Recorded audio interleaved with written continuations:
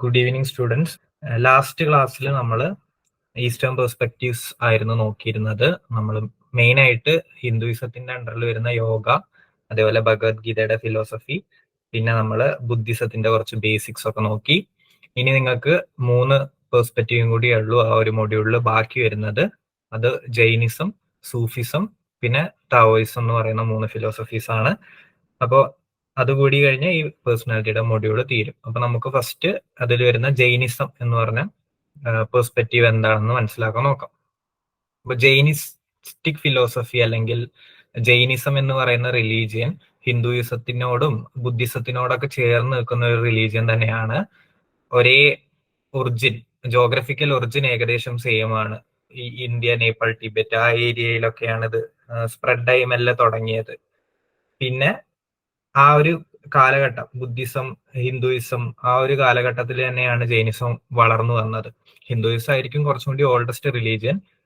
പിന്നെ ജൈനിസ്റ്റിക് and Buddhistic cultures അതിനോട് similar ആയിട്ടുള്ള കൺസെപ്റ്റ്സ് ഉൾക്കൊണ്ടിട്ട് വളർന്നു വന്നതാണ്.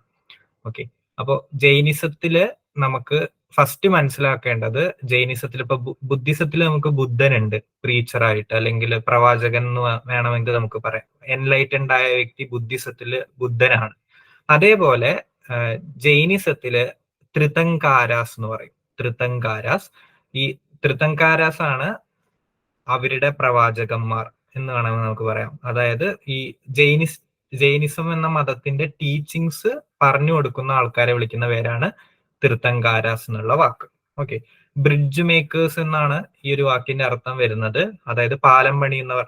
അതിന്റെ അർത്ഥം എന്താന്ന് വെച്ചാൽ, ജൈനിസത്തിന്റെ കൺസെപ്റ്റ് പ്രകാരം അതൊരു എറ്റേണൽ റിലീജിയൻ ആണ്. പ്രപഞ്ചം ഉണ്ടായത് മുതൽ നിലനിൽക്കുന്ന ഒരു റിലീജിയൻ ആണ്. പ്രപഞ്ചം അവസാനിക്കുന്നത് വരെ ആ റിലീജിയൻ നിലനിന്ന് തന്നെ പോകും. അപ്പോ ഓരോ ത്രിതങ്കാരാസ് വരുമ്പോഴും ജൈനിസത്തെ കുറിച്ചിട്ട് പുതിയ പുതിയ കാര്യങ്ങൾ ഇങ്ങനെ പറഞ്ഞു തരും. അപ്പൊ ആ ഒരു അർത്ഥത്തിലാണ് ഒരു പാലം പണിയാണ് എന്നുള്ള ഒരു അർത്ഥത്തിൽ, അല്ലെങ്കിൽ ആ ഒരു അറിവ് അവർ ഓരോ സ്റ്റെപ്പായിട്ട് മുമ്പോട്ട് കൊണ്ടുപോകുകയാണ് എന്ന അർത്ഥത്തിലാണ് ത്രിതങ്കാരാസ് എന്ന് അവരെ വിളിക്കുന്നത്. എത്ര ത്രിതങ്കാരാസ് ഉണ്ട് ജൈനിസത്തില്? ഇതുവരെ 24 ത്രിതങ്കാരാസ് ആണ് ജൈനിസത്തിലുള്ളത്. 24 പേരാണ് പ്രീച്ചേഴ്സ് ആയിട്ട് അല്ലെങ്കിൽ പ്രവാചകന്മാരായിട്ട് ജൈനിസം എന്ന മതത്തിൽ വന്നിട്ടുള്ളത്. ഫസ്റ്റത്തെ ത്രിതങ്കാര ഋഷഭ എന്ന് പറയുന്ന ഒരു വ്യക്തിയായിരുന്നു. ഏറ്റവും അവസാനത്തെ മഹാവീര എന്ന് പറയുന്ന ഒരു ജെയിനിന്റെ ടീച്ചിങ്സ് ആണ്. ഈ മഹാവീരയുടെ അടിസ്ഥാനത്തിലാണ് മോഡേൺ ജൈനിസത്തിന്റെ അധികം ടീച്ചിങ്സും അല്ലെങ്കിൽ അധികം റിലീജിയനും ഉണ്ടാക്കിയെടുത്തത് മഹാവീരയുടെ ബേസിസിലുള്ള ടീച്ചിങ്സിലാണെന്നുള്ളത് കൂടി അറിഞ്ഞിരിക്കുക. ഈ ജൈനിസ്റ്റിക് ത്രിതങ്കാരാസിന്റെ ടീച്ചിങ്സ് അല്ലെങ്കിൽ അവരുടെ ആശയങ്ങള് എല്ലാവർക്കും ഒരു സ്ക്രിപ്ചർ ഉണ്ടാവുമല്ലോ, ഒരു പുസ്തകം ഉണ്ടാവുമല്ലോ മതത്തെ കുറിച്ച് സംസാരിക്കുന്നത്. അതേപോലെ ഇവരുടെ സ്ക്രിപ്ചേഴ്സിനെ പറയുന്ന പേരാണ് അഗമാസ്. ഈ ത്രിതങ്കാരാസിന്റെ ടീച്ചിങ്സ് എല്ലാം ഉൾക്കൊള്ളുന്ന പുസ്തകത്തെ പറയുന്ന പേരാണ് അഗമാസ്. ഈ അഗമാസിലൂടെയാണ് ഓരോ ത്രിതങ്കാരുടെ ടീച്ചിങ്സ് അവർ എഴുതി വെക്കുന്നതും അല്ലെങ്കിൽ അത് കേട്ട് പഠിച്ച കാര്യങ്ങൾ അവർ ഡോക്യുമെന്റ് ചെയ്യുന്നതും ഓരോ തലമുറയിലേക്ക് കൈമാറുന്നതും. ഇപ്പൊ ഈ അഗമാസ് അല്ലാതെ മറ്റു പുസ്തകങ്ങൾ ജൈനിസത്തിൽ വരുന്നുണ്ട്. പക്ഷെ ആ ത്രിതങ്കാരാസിന്റെ ടീച്ചിങ്സ് ഉൾക്കൊള്ളുന്ന പുസ്തകം എന്നറിയപ്പെടുന്നത് അഗമാസ് ആണ് എന്നുള്ളതും കൂടി ജസ്റ്റ് ഒന്ന് ഓർത്തിരിക്കാം. ഇനി എല്ലാ മതങ്ങളിലും ഒരു ഈശ്വര സങ്കല്പം ഉണ്ടാകാം. ബുദ്ധിസത്തിൽ നമ്മൾ പറഞ്ഞു അങ്ങനെ ഒരു ഈശ്വര സങ്കല്പം അറ്റ്ലീസ്റ്റ് ബുദ്ധനെങ്കിലും അങ്ങനെയൊന്നും കണ്ടിട്ടില്ല. അതൊരു ഡിസയറിനെ ഒഴിവാക്കിയിട്ട് സഫറിങ്ങിൽ നിന്ന് രക്ഷപ്പെടുക എന്നുള്ള ഒരു ഫിലോസഫി ആയിരുന്നു ബുദ്ധിസത്തിൽ വരുന്നത് എന്ന് നമ്മൾ പറഞ്ഞിട്ടുണ്ടായിരുന്നു. ജൈനിസം പ്രകാരം അതും ഒരു നോൺ തീയിസ്റ്റിക് റിലീജിയൻ ആണ്. എല്ലാം നിയന്ത്രിക്കുന്ന, എല്ലാവരെയും സംരക്ഷിക്കുന്ന, എല്ലാവർക്കും നന്മയും തിന്മയും കൊടുക്കുന്ന, അല്ലെങ്കിൽ കുറ്റം ചെയ്തവരെ ശിക്ഷിക്കുന്ന ഒരു സർവവ്യാപിയായിട്ടുള്ള ദൈവം എന്നുള്ള ഒരു കൺസെപ്റ്റ്, ഒരു സുപ്രീം ഗോഡ് എന്നുള്ള ഒരു കൺസെപ്റ്റ് ജൈനിസം എന്ന മതത്തിൽ ഇല്ല. അതൊരു നോൺ തീയിസ്റ്റിക് റിലീജിയൻ ആണ്. അവരുടെ അഭിപ്രായത്തിൽ പ്രപഞ്ചം ഉണ്ടാകാൻ ഒരാൾ ഉണ്ടാക്കേണ്ട ആവശ്യമില്ല, അല്ലെങ്കിൽ ഒരു പ്രപഞ്ചകർത്താവ്, ഒരു ക്രിയേറ്ററിന്റെ ആവശ്യമില്ല. യൂണിവേഴ്സ് ഉണ്ടാകാനും അത് നിലനിന്നു പോകാനും ഒരു ക്രിയേറ്ററിന്റെ ആവശ്യമില്ല, ഒരു സുപ്രീം ഗോഡിന്റെ ആവശ്യമില്ല എന്നാണ് ജൈനിസ മതത്തിന്റെ വിശ്വാസം. Universe is running on its on Accord. തനിയെ ഉണ്ടായി തനിയെ നിലനിന്നു പോകുന്ന ഒരു സംഭവമാണ് യൂണിവേഴ്സ്. അതിന് അതിൻ്റെതായിട്ടുള്ള കുറച്ച് പ്രപഞ്ച സത്യങ്ങൾ ഉണ്ട്. ഇപ്പൊ നമ്മൾ ലോസ് ഓഫ് ഫിസിക്സ് എന്ന് പറയില്ലേ, ഫിസിക്സിന്റെ നിയമങ്ങൾ പ്രകാരം പ്രപഞ്ചത്തിൽ ഓരോ കാര്യങ്ങൾ നടക്കുന്നു എന്ന് പറയുന്നത് പോലെ തന്നെ ഇവരുടെ കൺസെപ്റ്റിൽ സ്വയം ഉണ്ടായി സ്വയം നിലനിന്ന് പോകുന്ന ഒരു സംഭവമാണ് യൂണിവേഴ്സ്. അതിനെ പ്രത്യേകിച്ച് ഉണ്ടാക്കാനും നിയന്ത്രിക്കാനും ഒരു എക്സ്റ്റേണൽ ശക്തിയുടെയോ അല്ലെങ്കിൽ ഒരു വ്യത്യസ്ത ദൈവത്തിന്റെയോ ആവശ്യമില്ല എന്നാണ് ജൈനിസം ഫോളോ ചെയ്യുന്ന ആൾക്കാർ വിശ്വസിക്കുന്നത്. ഇനി ഹിന്ദുയിസത്തിൽ പറഞ്ഞതുപോലെ തന്നെ കർമ്മ ആൻഡ് റീഇൻകാർണേഷൻ എന്ന് പറഞ്ഞ കൺസെപ്റ്റുകൾ ജൈനിസ്റ്റ് അല്ലെങ്കിൽ ജൈനിസം ഫോളോ ചെയ്യുന്ന ആൾക്കാർ വിശ്വസിക്കുന്നുണ്ട്. നമ്മളെ ഹിന്ദുയിസത്തിൽ വരുന്നത് തന്നെയാണ് കർമ്മ എന്ന് പറഞ്ഞ വാക്കുകൊണ്ട് ഇവിടെ ഉദ്ദേശിക്കുന്നത്. നമ്മൾ ചെയ്യുന്ന ആക്ഷൻസിന്റെ കോൺസിക്വൻസസ്, പ്രതിഫലം, അതിൽ വിശ്വസിക്കുന്നുണ്ട് ജൈനുകള്. അതേപോലെ റീഇൻകാർണേഷൻ, സോൾ കൺസെപ്റ്റിൽ ഇവർ വിശ്വസിക്കുന്നുണ്ട്. അവര് സോളിനെ ജീവ എന്നാണ് വിളിക്കുക. ആത്മാവുള്ള വസ്തുക്കൾ, ജീവനുള്ള വസ്തുക്കൾ. ജീവ എന്നുള്ള വാക്കാണ് സോൾ കൺസെപ്റ്റിനെ ഉദ്ദേശിക്കാൻ വേണ്ടിയിട്ട് ജൈനിസത്തിൽ വിളിക്കുന്നത്. ഈ സോള് റീഇൻകാർണേഷൻ, ഈ cycle of birth, living and death, അതിങ്ങനെ ഈ സോളിലൂടെ ഇങ്ങനെ റിപ്പീറ്റ് ആയി പോകുന്നുണ്ട് എന്ന് വിശ്വസിക്കുന്ന ആൾക്കാരാണ് ജൈനിസം. സോ ഒരു വശത്തിൽ നോക്കുകയാണെങ്കിൽ ചെറിയ സിമിലാരിറ്റി വിത്ത് ഹിന്ദുയിസം ഒക്കെ ഉണ്ട്. ഇനി ഈ ജൈനിസം ഫോളോ ചെയ്യുന്ന ആൾക്കാരുടെ ലക്ഷ്യം എന്ന് പറയുന്നത് ഈ cycle of birth and death break ചെയ്യാൻ പറ്റും. ഹിന്ദുയിസത്തിലുള്ളത് പോലെ തന്നെ ഈ ഒരു സൈക്കിള് റിപ്പീറ്റ് ചെയ്തിട്ട് പുനർജനിക്കുന്ന ആ സൈക്കിള് ബ്രേക്ക് ചെയ്യാൻ പറ്റും. ഈ ത്രിതങ്കാരാസിന്റെ ടീച്ചിങ്സിലൂടെ പ്രപഞ്ചം എന്താണെന്ന് മനസ്സിലാക്കിയിട്ട് എൻലൈറ്റൻഡ് ആയ ഇവർക്ക് ഈ cycle of birth and death break ചെയ്യാൻ പറ്റും. അപ്പോൾ അത് തന്നെയാണ് അവരുടെ പർപ്പസ് ഇൻ ലൈഫ്. ഈ സൈക്കിൾ ഓഫ് ബർത്ത് ഡെത്ത് എന്നുള്ള സൈക്കിൾ ബ്രേക്ക് ചെയ്യുക എന്നുള്ളതാണ് ഇവരുടെ ലൈഫിന്റെ പർപ്പസ് ആയിട്ട് കാണുന്നത്. അപ്പോൾ അങ്ങനെ ബ്രേക്ക് ചെയ്ത ഒരു വ്യക്തിനെ ഇവർ വിളിക്കുന്ന പേര് സിദ്ധ എന്നാണ്. നമ്മൾ സിദ്ധൻ എന്നൊക്കെ മലയാളത്തിൽ പറയില്ലേ, എൻലൈറ്റൻഡ് ആയ ആൾക്കാരെ സിദ്ധനാണ് എന്നൊക്കെ പറയില്ലേ, ആ ഒരു വാക്ക് തന്നെ, ആ ഒരു അർത്ഥം തന്നെയാണ് ഇവിടെ വരുന്നത്.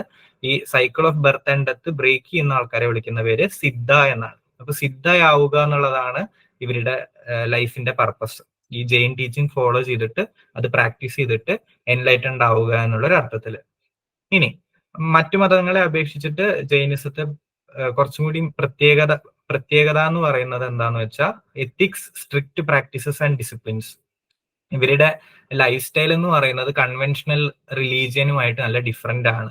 അതെന്താ ഇപ്പൊ ഉദ്ദേശിച്ചത് എന്ന് വെച്ചാൽ ഇപ്പൊ വേദങ്ങളിലും ഉപനിഷത്തുകളിലും ഒക്കെ സംസാരിക്കുന്ന ആചാരങ്ങളിൽ നിന്നൊക്കെ വിട്ട് ഒരു പ്രാക്ടീസിങ് ഹിന്ദു മോഡേൺ ലൈഫ് മുന്നോട്ട് കൊണ്ടുപോകും അല്ലെ.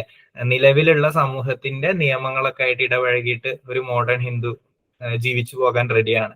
എല്ലാ മതങ്ങളും കാലം മുന്നോട്ട് പോകുന്നതിനനുസരിച്ചിട്ട് ആ സമയത്തെ സാമൂഹ്യ ബോധത്തിനനുസരിച്ചിട്ട് ചെറിയ ചെറിയ മാറ്റങ്ങളിലൂടെ ജീവിക്കാറുണ്ട്. പക്ഷെ ജൈനിസം ഫോളോ ചെയ്യുന്ന ആൾക്കാര് അവരുടേതായിട്ടുള്ള കുറച്ച് കുറച്ച് റൂൾസ് ഉണ്ട്. അത് സ്ട്രിക്റ്റ് ആയിട്ട് തന്നെ കീപ്പ് ചെയ്തിട്ട് ജീവിക്കാൻ വേണ്ടിയിട്ട് ആഗ്രഹിക്കുന്ന ഒരു കൂട്ടരാണ്. അതാണ് അവരുടെ റിലീജിയന്റെ ഒരു പ്രത്യേകത. ഓക്കെ, ഈ ജൈനിസത്തിന്റെ റൂൾസ് എന്താണെന്നുള്ളൊരു ചോദ്യം അപ്പൊ നമുക്ക് ഉണ്ടായേക്കാം. എന്തൊക്കെയാണ് അവർ ഫോളോ ചെയ്യുന്നത്? അപ്പൊ അവരുടെ 3 ജുവൽസ് ഓഫ് ജൈനിസം എന്ന് നമ്മൾ പറയും. 3 കാര്യങ്ങളാണ് അവരുടെ ഫോക്കസ്. അല്ല, എന്താണ് അവരുടെ ഫിലോസഫി എന്ന് പറയുകയാണെങ്കിൽ 3 ജുവൽസ് ഓഫ് ജൈനിസം ആണ് അവരുടെ ഫിലോസഫി എന്ന് നമുക്ക് വേണമെങ്കിൽ പറയാം. ഈ 3 ജുവൽസ് അല്ലെങ്കിൽ 3 രത്നാസ്, 3 രത്നങ്ങൾ എന്തൊക്കെയാണെന്ന് വെച്ചാൽ right faith, right knowledge and right practice. ശരിയായ വിശ്വാസം. എന്താണ് ഈ ത്രിതങ്കാരാസിന്റെ ടീച്ചിങ്, അവര് പറയുന്ന കൺസെപ്റ്റ്, അവരുടെ ആ ജെയിൻ ഫിലോസഫിയിലുള്ള ശരിയായ വിശ്വാസം.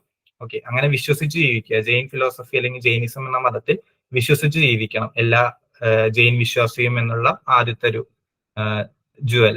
രണ്ടാമത്തേതെന്ന് പറഞ്ഞാൽ റൈറ്റ് നോളജ്. ശരിയായ വിശ്വാസത്തിലൂടെ അവര് ജെയിൻ ലൈഫ് സ്റ്റൈല് ജീവിച്ചു തുടങ്ങുമ്പോഴേ പ്രപഞ്ചത്തെ കുറിച്ചിട്ടുള്ള ശരിയായ അറിവ് അവർക്ക് കിട്ടുള്ളൂ. അപ്പോൾ ശരിയായിട്ടുള്ള അറിവ് നേടിയെടുക്കണമെങ്കിൽ ഈ വിശ്വാസത്തെ ചേർത്ത് പിടിച്ചിട്ട് തന്നെ ജീവിക്കണം. അതാണ് ഈ സെക്കൻഡ് കൺസെപ്റ്റ് ആയിട്ടുള്ള റൈറ്റ് നോളജ് എന്നുള്ള വാക്കുകൊണ്ട് ഉദ്ദേശിക്കുന്നത്. പിന്നെ റൈറ്റ് പ്രാക്ടീസ്.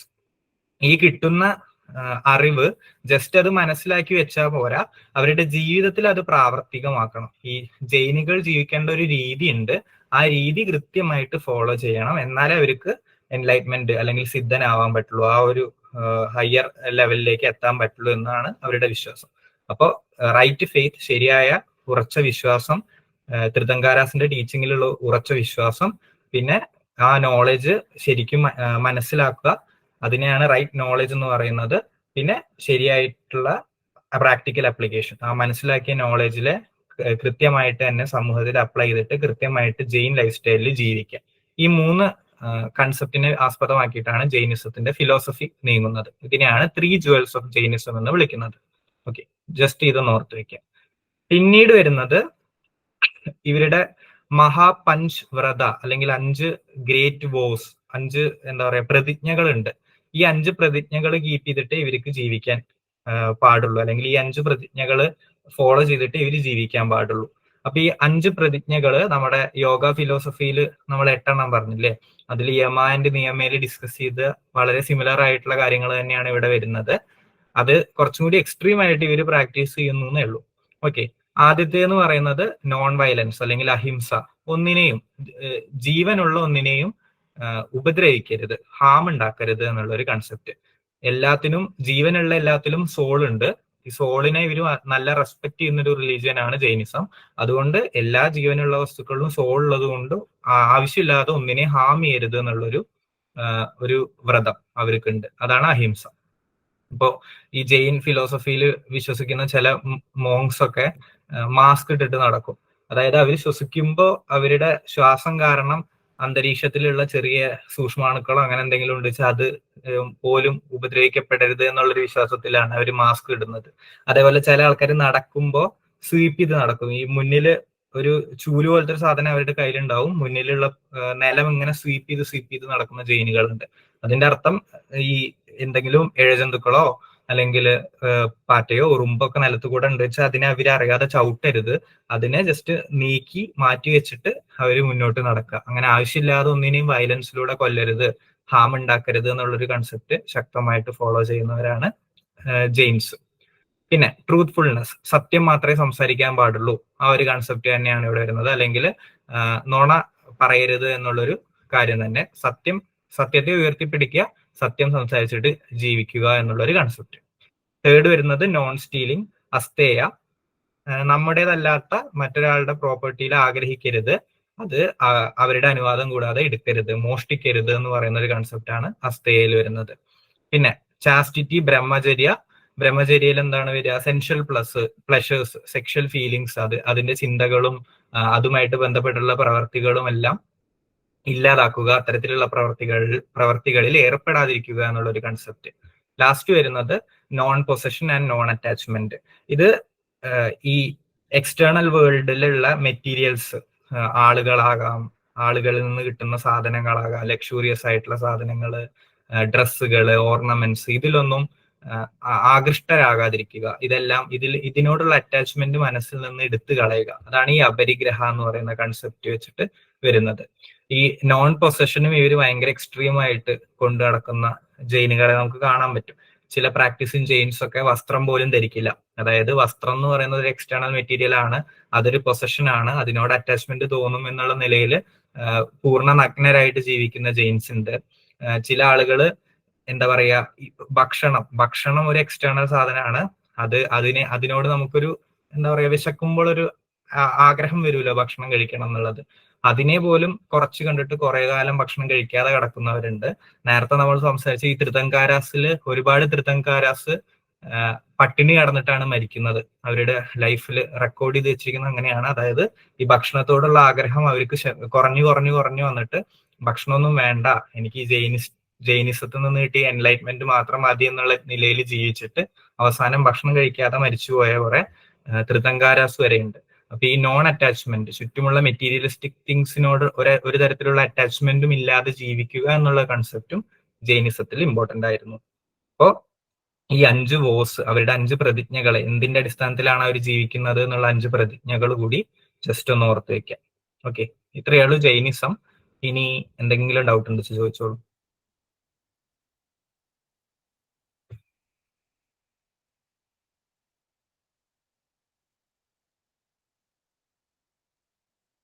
ഓക്കെ, ക്ലിയർ ആണെന്ന് വിശ്വസിക്കുന്നു. അങ്ങനെയാണെങ്കിൽ നമുക്ക് അടുത്ത ഇൻട്രസ്റ്റിംഗ് ആയിട്ടുള്ള സൂഫിസത്തിലേക്ക് പോകാം.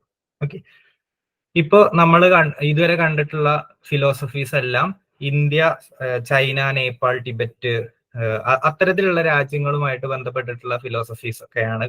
ശ്രീലങ്ക തുടങ്ങിയ രാജ്യങ്ങളൊക്കെ ആയിട്ട് ബന്ധപ്പെട്ടിട്ടുള്ള റിലീജിയസ് മൂവ്മെന്റ്സ് ഒക്കെയാണ് നമ്മൾ കണ്ടത്. ഇനി നമ്മൾ ഒരു മിഡിൽ ഈസ്റ്റേൺ ഒറിജിനുള്ള അറബ് രാജ്യങ്ങളിൽ നിന്നൊക്കെ ഉണ്ടായിട്ടുള്ള ഒരു റിലീജിയസ് ഫിലോസഫീനെ കുറിച്ചാണ് നോക്കാൻ പോകുന്നത്. സൂഫിസം എന്നാണ് അതിനെ പറയുക. സൂഫിസം ബേസിക്കലി ഇസ്ലാമിക് ഫിലോസഫി തന്നെയാണ്, അല്ലെങ്കിൽ ഇസ്ലാം എന്ന് പറയുന്ന മതത്തിന്റെ കുറച്ച് ഭാഗങ്ങൾ കടമെടുത്തിട്ടുണ്ടായ ഒരു മൂവ്മെന്റ് ആണ് സൂഫിസം. അത് ഇസ്ലാമിലെ ഇസ്ലാമിലെ ദൈവത്തെ വിശ്വസിക്കുന്ന ആൾക്കാരാണ് സൂഫികള്. അതേപോലെ പ്രവാചകനായ മുഹമ്മദ് നബിയുടെ ടീച്ചിങ്സിൽ വിശ്വസിക്കുന്ന ആൾക്കാരാണ് സൂഫികള്. പക്ഷെ ഇസ്ലാമിൽ കുറച്ച് നിയമങ്ങൾ വരുന്നുണ്ട് അല്ലെ. ഇപ്പൊ സമൂഹം എങ്ങനെ നിലനിൽക്കണം, സമൂഹം എങ്ങനെ പ്രവർത്തിക്കണം എന്നൊക്കെ ഇസ്ലാമിന്റെ നിയമങ്ങളിൽ വരുന്നുണ്ട്. ആ നിയമങ്ങളെല്ലാം ഇവര് ശക്തമായിട്ട് ഫോളോ ചെയ്യണമെന്നില്ല. ഈ ദൈവം അള്ളാഹു ആണെന്ന് അംഗീകരിക്കുന്നു, പ്രവാചകൻ മുഹമ്മദ് നബി ആണെന്ന് അംഗീകരിക്കുന്നു. പക്ഷെ ബാക്കിയുള്ള ഷാരിയ പോലത്തെ വരുന്ന ഇസ്ലാമിക് ടീച്ചിങ്സിൽ വരുന്ന ബാക്കിയുള്ള സോഷ്യൽ ലോസ് എല്ലാം ഈ സൂഫീസ് ഫോളോ ചെയ്യണമെന്നില്ല. അതാണ് സൂഫിസത്തിന്റെ പ്രത്യേകത. അവർക്ക് ഈ ദൈവത്തിലേക്ക് എത്താൻ അവരുടേതായിട്ടുള്ള കുറച്ച് വഴികളുണ്ട്, ഈ റിലീജിയൻ പ്രാക്ടീസ് ചെയ്യാൻ അവരുടേതായിട്ടുള്ള കുറച്ച് വഴികളുണ്ട്. അതുകൊണ്ടാണ് ഇസ്ലാമിക് ഫിലോസഫിയിൽ നിന്ന് ഒരു വശം കടമെടുത്തിട്ട് അവരുടേതായിട്ടുള്ള രീതിയിൽ പ്രാക്ടീസ് ചെയ്ത ആളുകളെയാണ് സൂഫീസ് എന്ന് വിളിക്കുന്നത് എന്ന് പറഞ്ഞത്. അപ്പോൾ ഈ മിഡിൽ ഈസ്റ്റേൺ രാജ്യങ്ങളിൽ നിന്നൊക്കെയാണ് ഇതിന്റെ ഒറിജിൻസ് വരുന്നത്. ഈ എന്താ പറയാ, സൂഫീസിൽ തന്നെ പല ടൈപ്പിൽ സൂഫിസം ഫോളോ ചെയ്യുന്ന ആൾക്കാരുണ്ട്. അതായത് ഈ മറ്റേ ഇസ്ലാമിക് ടീച്ചിങ്സിനോട് വളരെ ചേർന്ന് നിന്നിട്ട് സൂഫിസം പ്രാക്ടീസ് ചെയ്യുന്ന ആൾക്കാരുണ്ട്. അതിൽ നിന്ന് നല്ലോണം വിട്ട് നിന്നിട്ട് കംപ്ലീറ്റ്ലി ഡിഫറെന്റ് ആയിട്ട് സൂഫിസം പ്രാക്ടീസ് ചെയ്യുന്ന ആൾക്കാരുണ്ട്. അപ്പൊ ഒരു ഏകീകൃത ഫിലോസഫി എന്നുള്ള രീതിയിൽ നമുക്ക് കാണാൻ പറ്റില്ല. പല രീതിയിൽ അതിന്റെ എക്സ്പ്രഷൻ നമുക്ക് കാണാൻ പറ്റും. അതേപോലെ പാട്ടില് നല്ല ഇമ്പോർട്ടൻസ് കൊടുത്തിട്ട് ജീവിക്കുന്ന സൂഫീസ് ഉണ്ട്. ചില ആൾക്കാര് ഈ എന്താ പറയാ, ഗുരുകുല സമ്പ്രദായം പോലെ ഒരു സ്ഥലത്ത് ഒരു സൂഫി ടീച്ചർ, കുറെ ശിഷ്യന്മാര്, ആ രീതിയിൽ ജീവിച്ചിരുന്ന ആൾക്കാരുണ്ടായിരുന്നു. അങ്ങനെ പല രീതിയിലുണ്ട് സൂഫിസത്തിന്റെ പ്രാക്ടീസ്. പല ഡൈവേഴ്സ് രീതിയിൽ ഓരോ കൾച്ചറിനോട് ചേർന്നിട്ട് പോയൊരു മൂവ്മെന്റ് ആയിരുന്നു സൂഫി മൂവ്മെന്റ് എന്നുള്ളത് ഓർത്ത് വെക്കാം. ഇനി ഇതിന്റെ കുറച്ച് കീ ഫീച്ചേഴ്സ് മാത്രമാണ് ഞാനിവിടെ ഡിസ്കസ് ചെയ്യുന്നത്. ഈ സൂഫിസം ഫോളോ ചെയ്യുന്ന ആൾക്കാര് സാധാരണ അനുകരിക്കുന്ന ഒരു രീതി, ഒരു പാറ്റേൺ ആണ് ഞാനിവിടെ ഡിസ്കസ് ചെയ്യുന്നത്. അപ്പോൾ ഞാൻ പറഞ്ഞതുപോലെ തന്നെ ഈ മിഡിൽ ഈസ്റ്റേൺ രാജ്യങ്ങളിൽ ഇസ്ലാം എന്ന് പറഞ്ഞ മതമായിട്ട് ചേർന്നുണ്ടായിട്ടുള്ള ഒരു മൂവ്മെന്റ് ആണ് സൂഫിസം എന്ന് പറയുന്നത്. അപ്പോൾ ഈ സൂഫികൾ സഞ്ചരിക്കുന്ന രീതി, അല്ലെങ്കിൽ ദൈവത്തോട് സൂഫികൾക്ക് അടുക്കാനുള്ള രീതി, ആ രീതിയാണ് സൂഫി പാത്ത്. ഇത് അറബ് വാക്കാണെന്ന് തോന്നുന്നു, ഇതിന് എന്താ കറക്റ്റ് പറയാന്ന് എനിക്കറിയില്ല. സോ സൂഫി പാത്ത് എന്ന് പറഞ്ഞാൽ ദൈവത്തിലേക്ക് എത്താനുള്ള സൂഫികളുടെ വഴി. ഓക്കെ, ഈ വഴി ഇവര് ഫോളോ ചെയ്യുന്ന, ഈ പ്രാക്ടീസ് ചെയ്യുന്ന രീതി വഴിയാണ് ഇവർക്ക് ആ ദൈവവുമായിട്ട് എന്താ പറയാ, ലയിച്ചു ചേരുക എന്നൊക്കെ പറയില്ലേ നമ്മൾ. ബാക്കിയുള്ള മതങ്ങളിൽ ട്രാൻസെൻഡൻസ് അല്ലെങ്കിൽ സ്പിരിച്വൽ ഫീലിംഗ് ഇല്ലേ, ആ ഒരു രീതിയിലേക്ക് എത്താം, പൂർണ്ണമായിട്ട് ദൈവത്തെ തിരിച്ചറിയാനുള്ള ഒരു വഴി എന്ന് പറയുന്നത് ഈ സൂഫി പാത്താണ് ഇവരുടെ ഒരു മൂവ്മെന്റിൽ അല്ലെങ്കിൽ അവരുടെ ഫിലോസഫിയിൽ വരുന്നത്. ഓക്കെ, അപ്പൊ ഒരു സൂഫി പാത്ത് ഉണ്ട്, അതിനെ അവര് താരിഖ എന്ന് വിളിച്ചു. അത് വഴി നമുക്ക് ഈ ഡിവൈൻ റിയാലിറ്റി, ഈ ലോകത്തിന്റെ പ്രപഞ്ചത്തിന്റെ സ്രഷ്ടാവുമായിട്ട് ഏറ്റവും അടുത്തെത്താൻ പറ്റും, അല്ലെങ്കിൽ സ്രഷ്ടാവിലേക്ക് ലയിക്കാൻ പറ്റും എന്നുള്ള ഒരു സങ്കല്പം, അതിനെ ഹക്കീക്കത്ത് എന്ന് വിളിച്ചു. ഓക്കെ, ഇത് പ്രൊനൗൺസിയേഷൻ കറക്റ്റ് ആണോ എന്ന് എനിക്കറിയില്ല. സോ ആ ഒരു ടേം ജസ്റ്റ് നിങ്ങളൊന്ന് നോട്ട് ചെയ്യാം. ഇനി ഇവരുടെ വിശ്വാസപ്രകാരം പല സ്റ്റേജസിലൂടെ കടന്നു പോയാലേ ഒരാൾക്ക് ദൈവത്തിനോട് ഏറ്റവും ചേർന്ന് നിൽക്കാൻ പറ്റുള്ളൂ. അതായത് നമ്മളിപ്പോ മാസ്ലോന്റെ തിയറിയിൽ പല സ്റ്റേജസിലൂടെ കടന്നു പോയാലേ സെൽഫ് ആക്ച്വലൈസേഷൻ എത്തുള്ളൂ എന്നുള്ളത് പറഞ്ഞതുപോലെ പല സ്റ്റേജസിലൂടെ ഓരോ ആൾക്കാർ കടന്നു പോകണം. ആ സ്റ്റേജസിനെ അവര് ഈ ഒരു ടേം വെച്ചിട്ടാണ് വിളിച്ചത്, മക്കാമത്ത് എന്ന് പറഞ്ഞൊരു ടേം വെച്ചിട്ടാണ് വിളിച്ചത്. ഓരോ സ്റ്റേജിലൂടെ കടന്നു പോകുമ്പോഴും ഇവരുടെ സെൽഫ് ഉണ്ടല്ലോ, അല്ലെങ്കിൽ അവരുടെ സൈക്കോളജിക്കൽ കൺസെപ്റ്റ്, അതിങ്ങനെ മാറി മാറി മാറി വരും. അത് കൂടുതൽ റിഫൈൻഡ് ആവും, കൂടുതൽ പരിശുദ്ധിയുള്ള സെൽഫായിട്ട് മാറും. അപ്പൊ പല സ്റ്റേറ്റുകളിലൂടെ അവര് മാനസികമായിട്ട് കടന്നു പോകും. ഓരോ സ്റ്റേജിലും മാനസികമായിട്ട് ഓരോ സ്റ്റേറ്റിലൂടെയാണ് ഇവർ കടന്നു പോകുന്നത്. ആൻഡ് ഫൈനലി ദൈവത്തോടെ ഏറ്റവും അടുത്ത് നിൽക്കുന്ന അല്ലെങ്കിൽ ചേർന്ന് നിൽക്കുന്ന ഒരു സ്റ്റേറ്റിലേക്ക് അവരെത്തും എന്നാണ് സൂഫീസ് വിശ്വസിക്കുന്നത്. ഓക്കെ, ഇനി സൂഫി പാത്ത് എങ്ങനെയാണ് സൂഫി പാത്തിലേക്ക് കടക്കുന്നത് എന്ന് ചോദിച്ചാൽ, സൂഫി പാത്ത് ഒരു സ്ട്രിക്റ്റ് സൂപ്പർവിഷൻ അല്ലെങ്കിൽ ഒരു ഗുരുവിന്റെ കീഴിൽ മാത്രമേ നമുക്ക് സൂഫിസം എന്താ പറയാ പ്രാക്ടീസ് ചെയ്യാൻ പറ്റുള്ളൂ എന്നായിരുന്നു ഇവരുടെ വിശ്വാസം ഉണ്ടായിരുന്നത്. അങ്ങനെ ഒരു സൂഫി ടീച്ചർ അല്ലെങ്കിൽ സ്പിരിച്വൽ ഡയറക്ടർ അല്ലെങ്കിൽ സൂഫി ടീച്ചർ ഉണ്ടായിരുന്നു ഈ ഒരു മൂവ്മെന്റില്. ഓരോ കൾച്ചറിലും അല്ലെങ്കിൽ ഓരോ പ്രദേശത്തും ഓരോരോ സൂഫി ടീച്ചേഴ്സ് ഉണ്ടായിരിക്കും. അതിനെ ഷെയ്ഖ്, പീർ അല്ലെങ്കിൽ മുർഷിദ് എന്നുള്ള പേരിലൊക്കെയാണ് ഈ സൂഫി ടീച്ചറിനെ ഇവർ വിളിച്ചിരുന്നത്. ഓക്കെ, ഈ ടീച്ചർ എന്താ പറയാ, ദൈവവുമായി ഏറ്റവും അടുത്ത് നിൽക്കുന്ന ഒരു വ്യക്തിയായിരിക്കും. ഈ ടീച്ചർ ഈ സൂഫി പാതയിലൂടെ സഞ്ചരിച്ചിട്ട് ദൈവത്തെ മനസ്സിലാക്കിയിട്ടുള്ള ഒരു വ്യക്തിയായിരിക്കും. ദൈവവുമായിട്ട് ഏറ്റവും ചേർന്ന് നിൽക്കുന്ന ഒരു വ്യക്തിയായിരിക്കും. ആ ടീച്ചർ തന്റെ ശിഷ്യന്മാർക്ക് പറഞ്ഞു കൊടുക്കുകയാണ് എങ്ങനെ ദൈവത്തിലേക്ക് എത്താം. ആ ഒരു കൺസെപ്റ്റ് ആണ് സൂഫിസത്തിൽ വരുന്നത്. ഇനി ഇവരുടെ ശിഷ്യന്മാരെ വിളിച്ചിരുന്ന പേര് ഇതാണ്, മുറിദ് എന്നാണ് ശിഷ്യന്മാരെ വിളിച്ചിരുന്നത്. ഇവര് ഈ ശിഷ്യന്മാര് ഈ സൂഫി ടീച്ചേഴ്സിന്റെ എന്താ പറയാ ടീച്ചിങ്സ് ഒക്കെ കേട്ടിട്ട് ഈ പറഞ്ഞ പല സ്റ്റേജസിലൂടെയും പല സൈക്കോളജിക്കൽ സ്റ്റേറ്റുകളിലൂടെയൊക്കെ കടന്നു പോകും. ഓക്കെ, ഇങ്ങനെ കടന്നു പോകുമ്പോൾ ഇവരെന്തൊക്കെയാണ് ഇവരുടെ റിലീജിയസ് പ്രാക്ടീസസിൽ വരിക? സെൽഫ് മോർട്ടിഫിക്കേഷൻ എന്ന് പറഞ്ഞാൽ ഈ നേരത്തെ ജൈനിസത്തിൽ ഡിസ്കസ് ചെയ്തിട്ടുള്ള ഒരു കൺസെപ്റ്റ് തന്നെയാണ് വരുന്നത്. എക്സ്റ്റേണൽ ആയിട്ടുള്ള സാധനങ്ങളിൽ നിന്ന് അറ്റാച്ച്മെന്റ് കുറച്ച് കൊണ്ടുവരിക എന്നുള്ള ഒരു കൺസെപ്റ്റ് തന്നെയാണ് അവിടെ വരുന്നത്.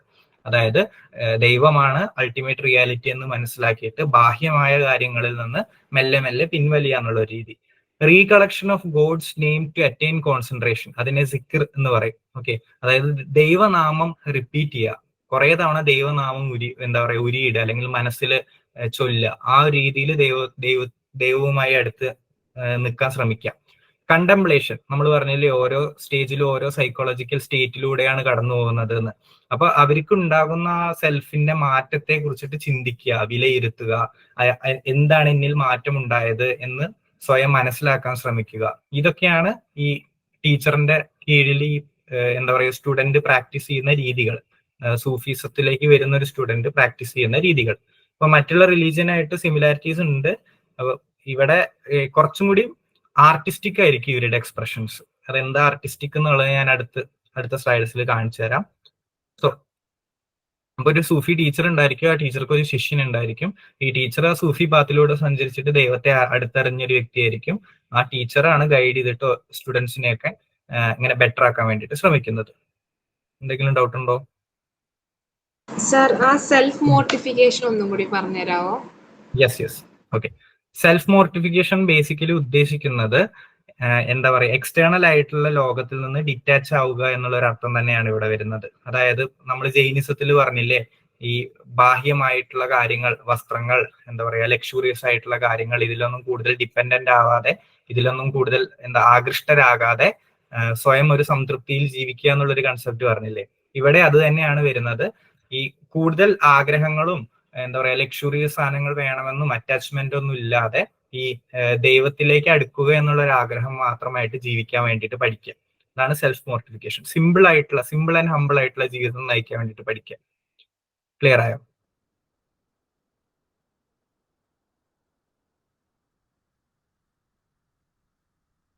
ക്ലിയർ ആയെന്ന് വിശ്വസിക്കുന്നു. യെസ്. അപ്പൊ നെക്സ്റ്റ്, ഇനി ഞാൻ പറഞ്ഞില്ലേ പ്രാക്ടീസ് ചെയ്യുമ്പോൾ ഭയങ്കര ആർട്ടിസ്റ്റിക് ആയിട്ടായിരിക്കും ഇവര് പ്രാക്ടീസ് ചെയ്യാന്നുള്ളത്. അത് ഓരോ കാലഘട്ടത്തിനനുസരിച്ചിട്ട് മാറുന്ന സംഭവമാണ്. ചില കൾച്ചേഴ്സിൽ പെയിന്റിങ്സിലൂടെ സൂഫിസം എന്താ പറയാ ഈ സൂഫിസം പ്രാക്ടീസ് ചെയ്യുന്നതിന്റെ ഇടയിൽ നല്ല എന്താ പറയാ കലാപരമായിട്ടുള്ള ചിത്രങ്ങൾ വരയ്ക്കുന്ന ആൾക്കാരുണ്ടായിട്ടുണ്ട്.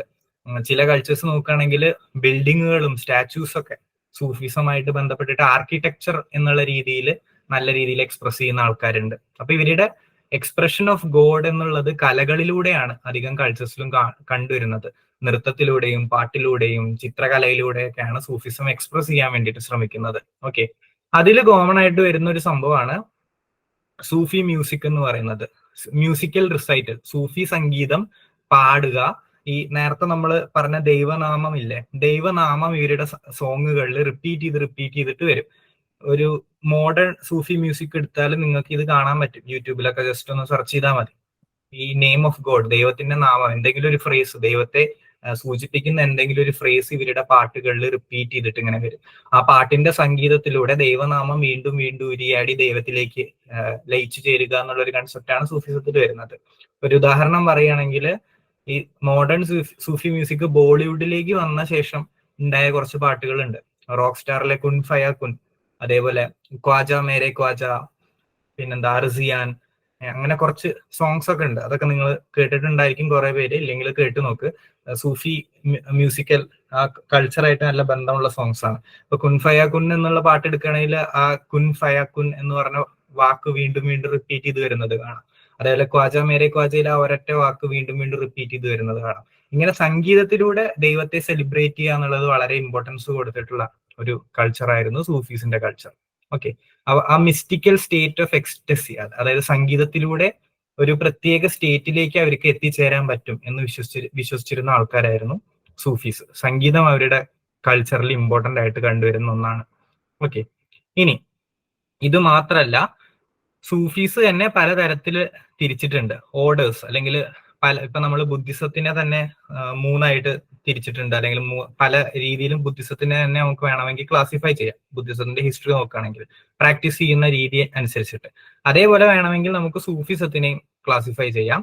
അത് സിൽസിലാസ് എന്നാണ് പറയാ. ഈ ഓർഡേഴ്സ് ഓഫ് സൂഫിസം അല്ലെങ്കിൽ സൂഫിസത്തിന്റെ സബ് ഡിവിഷൻസിനെ വിളിക്കുന്ന പേര് സിൽസിലാസ് എന്നാണ്. ഈ സിൽസില എന്തിന്റെ അടിസ്ഥാനത്തിലാണെന്ന് വെച്ചാൽ, ആരായിരുന്നു സൂഫി ടീച്ചർ, പ്രസിദ്ധമായിട്ടുള്ള സൂഫി ടീച്ചറിന്റെ കീഴിൽ ഉണ്ടായിട്ടുള്ള ശിഷ്യന്മാര് ആ ടീച്ചറുടെ ടീച്ചിങ്സ് ഒരു സ്കൂൾ പോലെ ആക്കിയിട്ട് മാറ്റും. ആ ഒരു കൺസെപ്റ്റ് ആണ് സിൽസിലാസിൽ വരുന്നത്. ഉദാഹരണത്തിന് ഇതാണ് കുറച്ച് സൂഫി ടീച്ചേഴ്സിന്റെ പേര് ഞാനിവിടെ കൊടുത്തിട്ടുണ്ട്.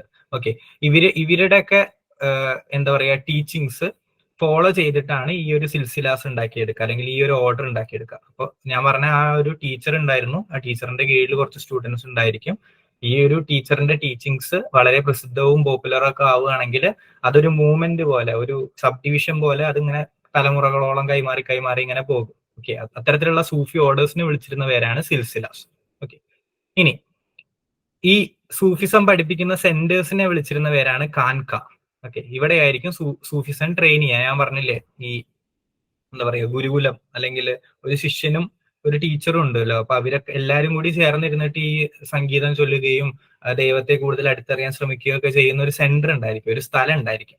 അതിനെ വിളിച്ച പേരാണ് ഖാൻക, അല്ലെങ്കിൽ ഹോസ്പിസ് എന്ന് പറയും ഇംഗ്ലീഷിൽ. ഖാൻക, അവിടെ ആയിരിക്കും ഈ സൂഫി ആക്ടിവിറ്റീസ് എല്ലാം പ്രാക്ടീസ് ചെയ്യുന്നതും അവര് ഈ സംഗീതം ചൊല്ലുന്നതും ഈ സൂഫിസത്തിലേക്ക് അല്ലെങ്കിൽ ദൈവത്തിലേക്ക് എത്തിച്ചേരാൻ വേണ്ടി ശ്രമിക്കുന്ന ഒരു സ്ഥലം.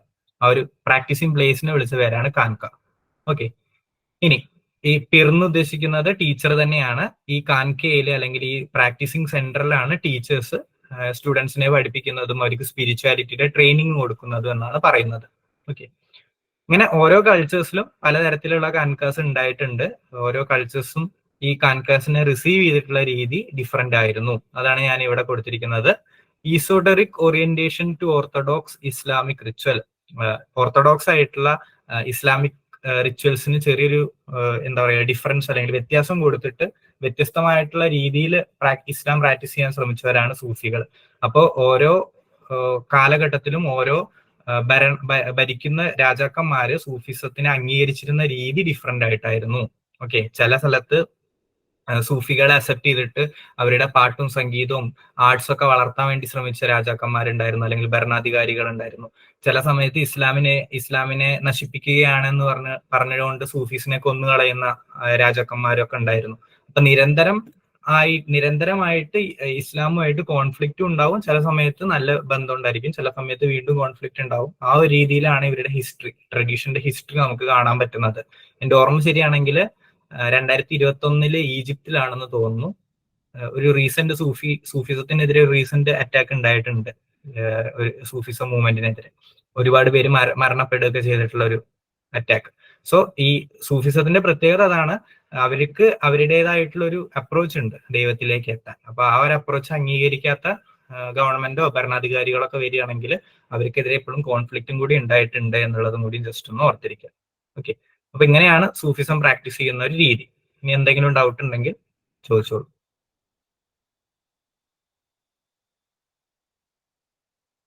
ഹലോ, ചോദിച്ചോളൂ. സർ, ഈ കവാലി സോങ്സ് എന്നൊക്കെ പറയുന്നത് സൂഫിസായിട്ട് റിലേറ്റഡ് ആണോ? ആണെന്നാണ് എന്റെ ഓർമ്മ കേട്ടോ. കറക്റ്റ് ടേം സൂഫീസ് ആയിട്ട് ഉദ്ദേശിക്കുന്നതാണെന്ന് അറിയില്ല, പക്ഷെ കവാലി സോങ്സ് ഒക്കെ സൂഫീസ് ആയിട്ട് ക്ലോസ് ആണെന്ന് എന്റെ ഓർമ്മ, അല്ല എന്റെ അറിവ്. നല്ല രസമാണ് സൂഫി സോങ്സ് കേൾക്കാൻ. പറയൂ. കൺക്ലൂഡ് ചെയ്തിട്ട് പറയാവോ? പറയാം. ഓക്കെ, സിമ്പിൾ ആയിട്ട് ഒന്നുകൂടി കൺക്ലൂഡ് ചെയ്ത് തരാം. ഓർത്തഡോക്സ് ആയിട്ട് അല്ല മിഡിൽ ഈസ്റ്റേൺ കൺട്രിയിലാണ് സൂഫിസം എന്ന് പറയുന്ന മൂവ്മെന്റ് ഒറിജിനേറ്റ് ചെയ്തത്. ഫസ്റ്റത്തെ പോയിന്റ് ഓർത്തിരിക്കാനുള്ളത്, ഇസ്ലാമിന്റെ ഫിലോസഫി അല്ലെങ്കിൽ ഇസ്ലാമിന്റെ കാഴ്ചപ്പാടുമായിട്ട് ചേർന്ന് പോകുന്ന ഒരു ഗ്രൂപ്പ് ഓഫ് ആൾക്കാരാണ് സൂഫിസ്റ്റുകൾ അല്ലെങ്കിൽ സൂഫി മൂവ്മെന്റിൽ ഉണ്ടായിരുന്നത് എന്നുള്ളത് ഓർത്ത് വെക്കുക. ഇനി എന്താ ഇസ്ലാമിൽ പറയുന്ന പ്രപഞ്ച ഉണ്ടാക്കിയ ദൈവത്തെ സൂഫീസ് അംഗീകരിച്ചതാണ്. അതേപോലെ ഇസ്ലാമിലെ പ്രവാചകന്മാരുടെയും അന്ത്യപ്രവാചകനായിട്ടുള്ള മുഹമ്മദ് നബിയുടെ ഒക്കെ ടീച്ചിങ്സ് സൂഫീസ് അംഗീകരിച്ചതാണ്. പക്ഷെ ഇസ്ലാമിന്റെ സോഷ്യൽ ലോസ്, സോഷ്യൽ നിയമങ്ങൾ, ഇങ്ങനെയാണ് റിലീജിയൻ പ്രാക്ടീസ് ചെയ്യേണ്ടതെന്ന് പറഞ്ഞിട്ടുള്ള ചില നിയമങ്ങൾ, ഖുറാനിലും ഹദീസിലും ഒക്കെ വരുന്ന നിയമങ്ങളെല്ലാം സൂഫീസ് അംഗീകരിക്കണമെന്നില്ല. അവർക്ക് ഈ റിലീജിയൻ പ്രാക്ടീസ് ചെയ്തിട്ട് ദൈവത്തിന്റെ അടുത്തേക്ക് എത്താനുള്ള അവരുടേതായിട്ടുള്ള രീതികളുണ്ട്. ഓക്കെ, അതാണ് ഇതിന്റെ മെയിൻ ക്യാരക്ടറിസ്റ്റിക് എന്ന് പറയുന്നത്.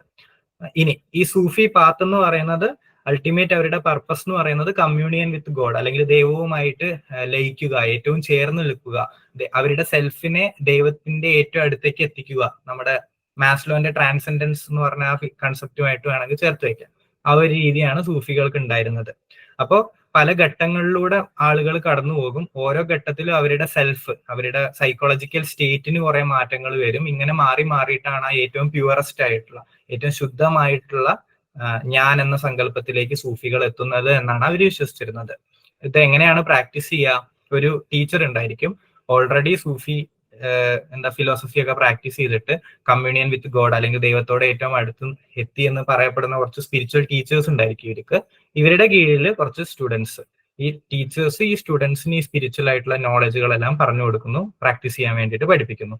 ഓക്കെ, ഇങ്ങനെയുള്ള ഒരു ഗുരു ശിഷ്യ ബന്ധമായിരുന്നു സൂഫിസത്തിൽ ഉണ്ടായിരുന്നത്. ഇനി ഇവരുടെ പ്രാക്ടീസിൽ സെൽഫ് മോർട്ടിഫിക്കേഷൻ വരുന്നുണ്ട്.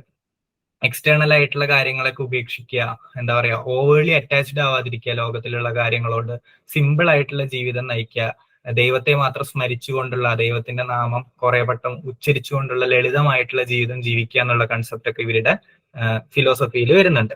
ഓക്കെ, ഇതില് ഇമ്പോർട്ടന്റ് ആയിട്ട് വരുന്നത് ഈ ദൈവത്തിന്റെ നാമം ഇവർ ഉരിയാടാൻ വേണ്ടിയിട്ട് ഏറ്റവും കൂടുതൽ ഉപയോഗിക്കുന്ന ഒരു സംഭവം എന്ന് പറയുന്നത് സംഗീതമാണ്. സൂഫി സംഗീതത്തിലൂടെയാണ് ഇവര് ദൈവത്തെ എന്താ പറയാ പ്രകീർത്തിക്കുന്നതും ദൈവത്തിലേക്ക് എത്തിച്ചേരാൻ ശ്രമിക്കുന്നതൊക്കെ. അപ്പൊ ഇവരുടെ വിശ്വാസപ്രകാരം സംഗീതം എന്ന് പറയുന്നത് എന്താ പറയാ ഒരു പ്രത്യേക മാനസികാവസ്ഥയിലേക്ക് ഇവരുടെ പ്രാക്ടീസ് ചെയ്യുമ്പോൾ ഇവരെ ആൾക്കാരെ എത്തിക്കുന്നു, ഒരു എക്സ്റ്റസി ഫീലിംഗിലേക്ക് ആൾക്കാരെ എത്തിക്കുന്നു. അപ്പൊ ഇങ്ങനെ സംഗീതത്തിലൂടെ ദൈവനാമം ഉരിയാടി ഇതിങ്ങനെ പ്രാക്ടീസ് ചെയ്യുമ്പോൾ ഇവർക്ക് കൂടുതൽ ആ കലയിലൂടെ കൂടുതൽ ദൈവത്തിന്റെ അടുത്തേക്ക് എത്താം എന്നുള്ളൊരു വിശ്വാസമുള്ള ആളുകൾ കൂടിയായിരുന്നു. ഇനി ഓരോ സൂഫി ടീച്ചേഴ്സിന്റെ ടീച്ചിങ്സ് വെച്ചിട്ട് കുറച്ച് സ്റ്റുഡൻസ് ഉണ്ടായിരിക്കുമല്ലോ. അപ്പൊ അവര് ആ ടീച്ചറിന്റെ ടീച്ചിങ്സിനെ ഇങ്ങനെ കൈമാറി കൊണ്ടുപോകും. ഇങ്ങനെ കൈമാറി കൊണ്ടുപോകുമ്പോൾ അത് പല പല രീതികളായിട്ട് വിഭജിക്കും. ഒരു ടീച്ചറിന്റെ ഒരു സ്കൂള്, മറ്റൊരു ടീച്ചറിന്റെ വേറൊരു സ്കൂള്, അങ്ങനെ ഉണ്ടായിട്ടുള്ള വ്യത്യസ്ത സബ് ഡിവിഷൻസ് അല്ലെങ്കിൽ ഓർഡേഴ്സിനെയാണ് സിൽസിലാസ് എന്ന് പറയുന്നത്. സൂഫി ഓർഡേഴ്സ്, സൂഫി സബ് ഡിവിഷൻസിനെ വിളിക്കുന്നവരാണ് സിൽസിലാസ്. എല്ലാം തുടങ്ങി വെച്ചിട്ടുള്ള ഒരു ടീച്ചർ ഉണ്ടായിരിക്കും. ആ ടീച്ചറിന്റെ ടീച്ചിങ്സ് ഇങ്ങനെ ഫോളോ ചെയ്തു വരുന്ന ആൾക്കാരായിരിക്കും ഓരോ ഓർഡറിൽ ഉണ്ടായി വരുന്നത്. ഇനി ഇതെങ്ങനെയാ പ്രാക്ടീസ് ചെയ്യുന്നത് എന്ന് വെച്ചാൽ ഇതൊരു സ്ഥലം ഉണ്ടായിരിക്കും ഇവർക്ക് ഈ സൂഫീസിന് ഒത്തുചേരാനും സംഗീതം ചൊല്ലാനും ഈ എന്താ പറയാ ടീച്ചറായിട്ട് സംസാരിക്കാനൊക്കെ ഉള്ള ഒരു സ്ഥലം ഉണ്ടായിരിക്കും. അതിനെയാണ് ഖാൻഖ എന്ന് വിളിച്ചിരുന്നത്, അല്ലെങ്കിൽ ഹോസ്പിസ് എന്ന് വിളിച്ചിരുന്നത്. ഖാൻഖയിലാണ് ഇവര് എന്താ പറയാ ശിഷ്യന്മാർക്ക് പഠിപ്പിച്ചു കൊടുക്കുക, സൂഫി ടീച്ചിങ്സ് ഒക്കെ പഠിപ്പിച്ചു കൊടുക്കുക. ഓക്കെ, ഇനി സോഷ്യൽ റിലേഷൻഷിപ്പ് നോക്കുകയാണെങ്കിൽ ചില ഭരണാധികാരികൾ സൂഫിസത്തെ ചേർത്ത് പിടിച്ചിട്ട് വളർത്താൻ വേണ്ടിയിട്ടൊക്കെ ശ്രമിച്ചിട്ടുണ്ട്. ചില ആൾക്കാർ അവരെ എന്താ പറയുക ഇല്ലാതാക്കാൻ വേണ്ടി ശ്രമിച്ചിട്ടുണ്ട്. ഓർത്തഡോക്സ് ആയിട്ടുള്ള ഇസ്ലാമിക് ടീച്ചിങ്സിനെതിരാണ്, മതം നശിപ്പിക്കുകയാണെന്ന് പറഞ്ഞിട്ട് ഇല്ലാതാക്കാൻ ശ്രമിച്ചിട്ടുണ്ട്. ചില ആൾക്കാർ ഇസ്ലാമിനെ എന്താ പറയുക നല്ല രീതിയിൽ അവതരിപ്പിക്കാൻ ശ്രമിക്കുന്നുണ്ട് എന്ന് പറഞ്ഞിട്ട് വളർത്താൻ വേണ്ടിയിട്ട് സഹായിച്ചിട്ടുണ്ട്. ഒരു കോൺഫ്ലിക്റ്റ്, നല്ല റിലേഷൻ കോൺഫ്ലിക്റ്റ്, ആ രീതിയിൽ ഇങ്ങനെ സഞ്ചരിച്ചു പോയൊരു മൂവ്മെന്റ് ആണ് സൂഫി മൂവ്മെന്റ് എന്നുള്ളതും കൂടി ഓർത്തേക്കുക. ഓക്കെ, ഇത്രയാണ് ചെറിയൊരു സമ്മറി. എന്തെങ്കിലും ഡൗട്ട് ഉണ്ടോ?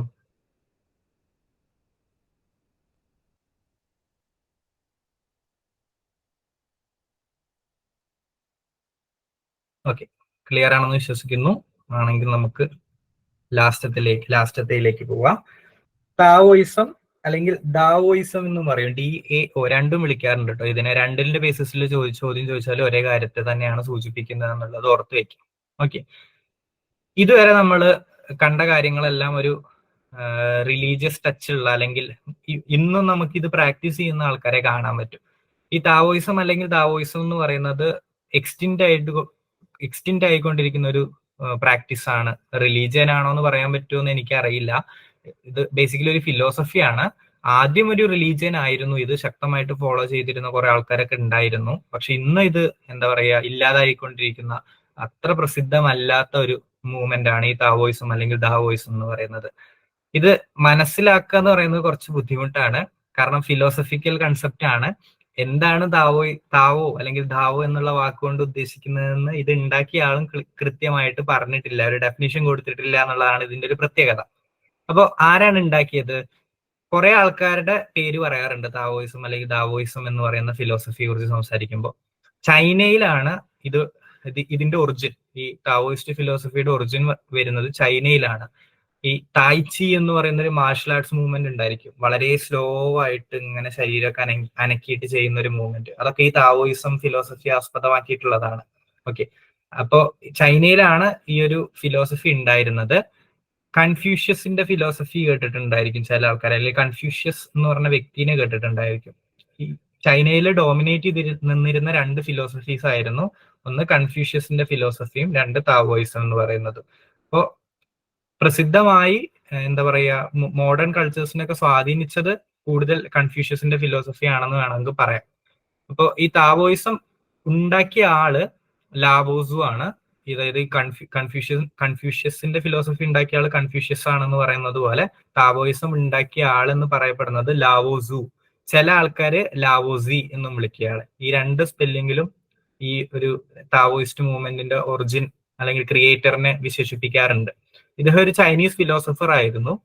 അദ്ദേഹത്തിന്റെ സ്ക്രിപ്ചർ, അദ്ദേഹം എഴുതിയൊരു ചെറിയ ബുക്ക്, എനിക്ക് തോന്നുന്നു 5000 എന്താ പറയാ സെന്റൻസ് ഒക്കെ ഉള്ളൂ ആ പുസ്തകത്തില്. അതായത് മറ്റു മതങ്ങളുടെ പുസ്തകങ്ങളെ വെച്ച് നോക്കുമ്പോൾ വളരെ ചെറിയൊരു പുസ്തകമാണ്. താവോ തേച്ചിങ് എന്നാണ് ആ പുസ്തകത്തിന്റെ പേര്, ചൈനീസ് വാക്കാണ് താവോ തേച്ചിങ്. ഓക്കെ, ഈ സ്ക്രിപ്ചറിലാണ് താവോയിസത്തിന്റെ ബേസിക്സ് ഒക്കെ പറഞ്ഞിരിക്കുന്നത്. അപ്പോൾ ഒരു ചൈനയിൽ ഉടലെടുത്ത ഒരു ഫിലോസഫിക്കൽ മൂവ്മെന്റ് ആണ് താവോയിസം എന്നുള്ളത് ഓർത്ത് വെക്കുക. ഇന്ന് എന്താ പറയാ അത്ര പോപ്പുലർ അല്ലാത്ത, മെല്ലെ മെല്ലെ ഇല്ലാതായിക്കൊണ്ടിരിക്കുന്ന ഒരു മൂവ്മെന്റ് കൂടിയാണ് താവോയിസം അല്ലെങ്കിൽ ദാവോയിസം എന്നുള്ളത് കൂടി ഓർത്ത് വെക്കുക. ഇനി താവോ അല്ലെങ്കിൽ ദാവോ എന്ന് പറയുന്ന വാക്കുകൊണ്ട് എന്താണ് ഉദ്ദേശിക്കുന്നത് എന്ന് ചോദിച്ചാൽ, ട്രാൻസ്ലേഷൻ, ലിറ്ററൽ ട്രാൻസ്ലേഷൻ ഇല്ല ശരിക്കും. ഇംഗ്ലീഷിലേക്ക് കറക്റ്റ് ആയിട്ട് നമുക്കൊരു വാക്ക് കണ്ടുവെക്കാൻ പറ്റില്ല. ഇപ്പൊ ധർമ്മേനെ കറക്റ്റ് ആയിട്ട് നമുക്ക് ഇംഗ്ലീഷിലേക്ക് ട്രാൻസ്ലേറ്റ് ചെയ്യാന്ന് പറയുന്നത് ബുദ്ധിമുട്ടാണ്. അതേപോലെ തന്നെയാണ് താവോ.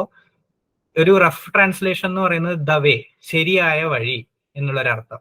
അതായത് ഇവരുടെ ഫിലോസഫി ഫോക്കസ് ചെയ്യുന്നത് ശരിയായി ജീവിക്കേണ്ട വഴി ഏതാണ്, എങ്ങനെയാണ് ശരിയായ രീതിയിൽ ജീവിക്കേണ്ടത് എന്നുള്ളൊരർത്ഥത്തിലാണ്. എങ്ങനെയാണ് കറക്റ്റ് രീതിയിൽ ജീവിക്കേണ്ടത്. അപ്പൊ ദ വേ, ശരിയായ വഴി എന്നൊരർത്ഥമാണ് ഈ താവോ എന്ന് പറയുന്ന വാക്കുകൊണ്ട് ഉദ്ദേശിക്കുന്നത് എന്നുള്ളത് ഓർത്ത് വെക്കാം. ഓക്കെ, എന്താണ് താവോ? താവോ എന്ന് പറഞ്ഞാൽ അല്ലെങ്കിൽ ദാവോ എന്ന് പറഞ്ഞാൽ ഒരിക്കലും ഒരു ദൈവം ഒന്നല്ല, ഒരു ഗോഡ് കൺസെപ്റ്റ് ഈ ഫിലോസഫിയിൽ ഇല്ല. ഇപ്പോ വീണ്ടും ഞാൻ ഫിസിക്സിന്റെ എക്സാമ്പിളിലേക്ക് വരികയാണ്. പ്രപഞ്ചം വർക്ക് ചെയ്യുന്ന കുറച്ച് റൂൾസ് ഉണ്ട് അല്ലെ, അല്ലെങ്കിൽ കുറച്ച് നിയമങ്ങളുണ്ട്. ആ നിയമങ്ങളെ കണ്ടുപിടിക്കുന്നതാണ് ഫിസിക്സിന്റെ ജോലി. അപ്പൊ ഒരു ഇലക്ട്രോൺ ഒരു ആറ്റത്തിന്റെ ഉള്ളിൽ ഇരിക്കുന്നത് ഒരു പ്രപഞ്ച നിയമത്തിന്റെ അടിസ്ഥാനത്തിലാണ്. സൂര്യൻ ഉദിക്കുന്നതും അസ്തമിക്കുന്നതും ഒരു പ്രപഞ്ച നിയമത്തിന്റെ അടിസ്ഥാനത്തിലാണ്. കാലാവസ്ഥ മാറി മറിയുന്നത് ഒരു പ്രപഞ്ച നിയമത്തിന്റെ അടിസ്ഥാനത്തിലാണ് എന്നൊക്കെ നമുക്കറിയാം. ഇതേപോലെ ഈ ഫിസിക്സ് ഒന്നും ഉണ്ടായിരുന്നില്ല ആ സമയത്ത്, അല്ലെങ്കിൽ ഇത്രയും അഡ്വാൻസ്ഡ് ആയിരുന്നില്ല. ഇവര് വിശ്വസിക്കുന്നത് താവോ എന്ന് പറഞ്ഞ ഒരു വഴിയിലൂടെയാണ്, ഒരു ഓർഡറിലൂടെയാണ് പ്രപഞ്ചം വർക്ക് ചെയ്യുന്നത് എന്നാണ്. അതായത് ഒരു റൂൾ അല്ലെങ്കിൽ ഒരു ലോ എന്ന് വേണമെങ്കിൽ നമുക്ക് പറയാം. താവോ എന്ന് പറയുന്ന രീതിയിലൂടെയാണ് പ്രപഞ്ചം വർക്ക് ചെയ്യുന്നത്. അതാണ് പ്രപഞ്ചം വർക്ക് ചെയ്യുന്ന രീതി. ഓക്കെ, അതാണ് origin and source of all creation. പ്രപഞ്ചം ഉണ്ടാക്കാൻ കാരണമായിട്ടുള്ള നിയമം എന്ന് പറയുന്നത് താവോ ആണ്. പ്രപഞ്ചം നിലനിർത്തി കൊണ്ടുപോകുന്ന നിയമം എന്ന് പറയുന്നതും താവോ ആണ്. അതൊരു ബേസിക് ലോ എന്നുള്ള ഒരു കൺസെപ്റ്റ് ആണ് അവിടെ വരുന്നത്. Okay, it is the primary universal principle. അതാണ് പ്രപഞ്ചത്തിന്റെ എല്ലാ പ്രവർത്തികളെയും നിയന്ത്രിക്കുന്നത്, എല്ലാ കാര്യങ്ങളും കൺട്രോൾ ചെയ്യുന്ന ഒരു സയൻസ് ആണ് താവോ എന്ന് വേണമെങ്കിൽ നമുക്ക് പറയാം. ഓക്കെ, അപ്പൊ ഇന്ന് ഫിസിക്സിനെ എങ്ങനെയാണ് നമ്മൾ പഠിക്കുന്നത്, അതേപോലെ അന്നത്തെ അവരുടെ കൺസെപ്റ്റിൽ താവോ, പ്രപഞ്ചം വർക്ക് ചെയ്യുന്ന രീതി താവോയുടെ അടിസ്ഥാനത്തിലായിരുന്നു എന്ന് വേണമെങ്കിൽ നമുക്ക് പറയാം. ഓക്കെ, ആ രീതിയിലുള്ള ഒരു ഡെഫിനേഷനാണ് ഞാൻ നോക്കിയപ്പോ കറക്റ്റ് ആയിട്ട് പറയാൻ പറ്റുന്നത്. അല്ലാതെ ഒരു ഗോഡ് കൺസെപ്റ്റ് ഒന്നും അവരുടെ ഇല്ല, പ്രപഞ്ചം ഉണ്ടാക്കിയ ഒരാളെന്നൊന്നുമില്ല. അത് പ്രപഞ്ചം ഫോളോ ചെയ്യുന്ന കുറച്ച് റൂൾസ് ഉണ്ട്. ആ റൂൾസ് താവോ എന്ന് വേണമെങ്കിൽ നമുക്ക് വിളിക്കാം. ആ ഒരു രീതിയിലുള്ള ഫിലോസഫിയാണ് ഈ ലാവോസു പറഞ്ഞത്. So Tao decides the way in which universe works. പ്രപഞ്ചം പ്രപഞ്ചം വികസിക്കുന്നതും അതിൽ ഓരോ ജീവജാലങ്ങൾ ജീവിക്കുന്നതും മരിക്കുന്നതെല്ലാം കൃത്യമായിട്ടുള്ള നിയമങ്ങളുടെ അടിസ്ഥാനത്തിലാണ്. ആ നിയമങ്ങളെ അവർ വിളിച്ച പേരാണ് താവോ എന്നുള്ള വാക്കുകൊണ്ട്. ഇനി ഞാൻ പറഞ്ഞില്ലേ, ഈ ലാവോസ് ഇതിനൊരു കറക്റ്റ് ഡെഫിനിഷൻ കൊടുത്തിട്ടില്ല. അതുകൊണ്ടാണ് ഇപ്പൊ പഠിപ്പിക്കുന്ന എനിക്കും മനസ്സിലാക്കാൻ ശ്രമിക്കുന്ന നിങ്ങൾക്കും ബുദ്ധിമുട്ടുള്ളത്. ഈ താവോയുടെ ഡെഫിനിഷൻ എന്താന്ന് ചോദിച്ചപ്പോൾ അദ്ദേഹം തന്നെ പറഞ്ഞത് ഇതാണ്: ഇറ്റ് ഈസ് അൾട്ടിമേറ്റ്ലി ഇൻഡിസ്ക്രൈബിൾ. ആർക്കും പറയാൻ പറ്റാത്ത സംഭവമാണ് Tao. And transcends all analysis and definitions. ഒരു അനാലിസിസും ഡെഫിനിഷനും താവോക്ക് കൊടുക്കാൻ പറ്റില്ല. പിന്നെന്താ പറയുന്നത്? Tao that can be told is not eternal Tao. പറഞ്ഞു മനസ്സിലാക്കി കൊടുക്കാൻ പറ്റുന്ന താവോ എന്ന് പറയുന്നത് നിലനിന്നു പോകുന്ന താവോ അല്ല. അല്ലെങ്കിൽ പറഞ്ഞു മനസ്സിലാക്കി കൊടുക്കാൻ പറ്റുന്ന ഒരു കൺസെപ്റ്റ് ആണെങ്കിൽ ഇത് ശരിയായിട്ടുള്ള കൺസെപ്റ്റ് അല്ല. അത് എന്താ പറയുക, ഈ എൻലൈറ്റ്മെന്റ് എന്നൊക്കെ പറയുന്നത് പോലെ ആൾക്കാരെ ആ സത്യം മനസ്സിലാക്കി അതിൽ ജീവിച്ചു തുടങ്ങണം എന്നുള്ളൊരു കൺസെപ്റ്റാണ് താവോയിസത്തിൽ വരുന്നത്. സോ കറക്റ്റ് ഒരു ഡെഫിനിഷൻ ഈ ഫിലോസഫി ഉണ്ടാക്കിയ ആളും കൊടുത്തിട്ടില്ല. റഫ്ലി നമുക്കൊരു വഴി എന്ന് വേണം, അല്ലെങ്കിൽ ഒരു റൂൾ, പ്രപഞ്ചം വർക്ക് ചെയ്യുന്ന ഒരു റൂൾ എന്ന് വേണമെങ്കിൽ നമുക്ക് അതിനെ പറയാം. ആ നിയമങ്ങളെ മനസ്സിലാക്കിയിട്ട് അത് പ്രകാരം മനുഷ്യരെല്ലാവരും ജീവിക്കണം എന്നുള്ള ഒരു ആശയമായിരുന്നു താവോയിസത്തിൽ വരുന്നത്. ഓക്കെ, ഇനി എന്താണ് ജീവിതത്തിന്റെ ലക്ഷ്യം? ഇവരുടെ കൺസെപ്റ്റ് പ്രകാരം പ്രകൃതി വർക്ക് ചെയ്യുന്ന ഒരു രീതി ഉണ്ട് അല്ലെ, നിയമങ്ങളുണ്ട് പ്രകൃതിയിൽ. കുറച്ച് മഴ പെയ്യുന്നതിനൊരു നിയമമുണ്ട്, എന്താ പറയുക, സൂര്യൻ ഉദിക്കുന്നത് അസ്തമിക്കുന്നത് ഒരു നിയമത്തിന്റെ അടിസ്ഥാനത്തിലാണ്, ഭൂമി കറങ്ങുന്നത് ഒരു നിയമത്തിന്റെ അടിസ്ഥാനത്തിലാണ്. ഈ ഒരു നിയമത്തിൽ നിന്ന് വിട്ടു ജീവിക്കുന്ന ആൾക്കാരാണ് മനുഷ്യർ. അതായത് പ്രകൃതി നിയമങ്ങളിൽ നിന്ന് വിട്ടു ജീവിക്കുന്ന ആൾക്കാരാണ് താവോയിസത്തിന്റെ കൺസെപ്റ്റ് പ്രകാരം മനുഷ്യർ. ഓക്കെ, ഇങ്ങനെ ജീവിക്കുന്ന, സ്വന്തം ഇഷ്ടപ്രകാരം ജീവിക്കുന്ന മനുഷ്യരെ തിരിച്ച് പ്രകൃതിയുടെ വഴിയിലേക്ക് തന്നെ കൊണ്ടുവരിക എന്നുള്ളതാണ് താവോയിസത്തിന്റെ കൺസെപ്റ്റിൽ വരുന്നത്. Aim of life is to attain harmony with Tao.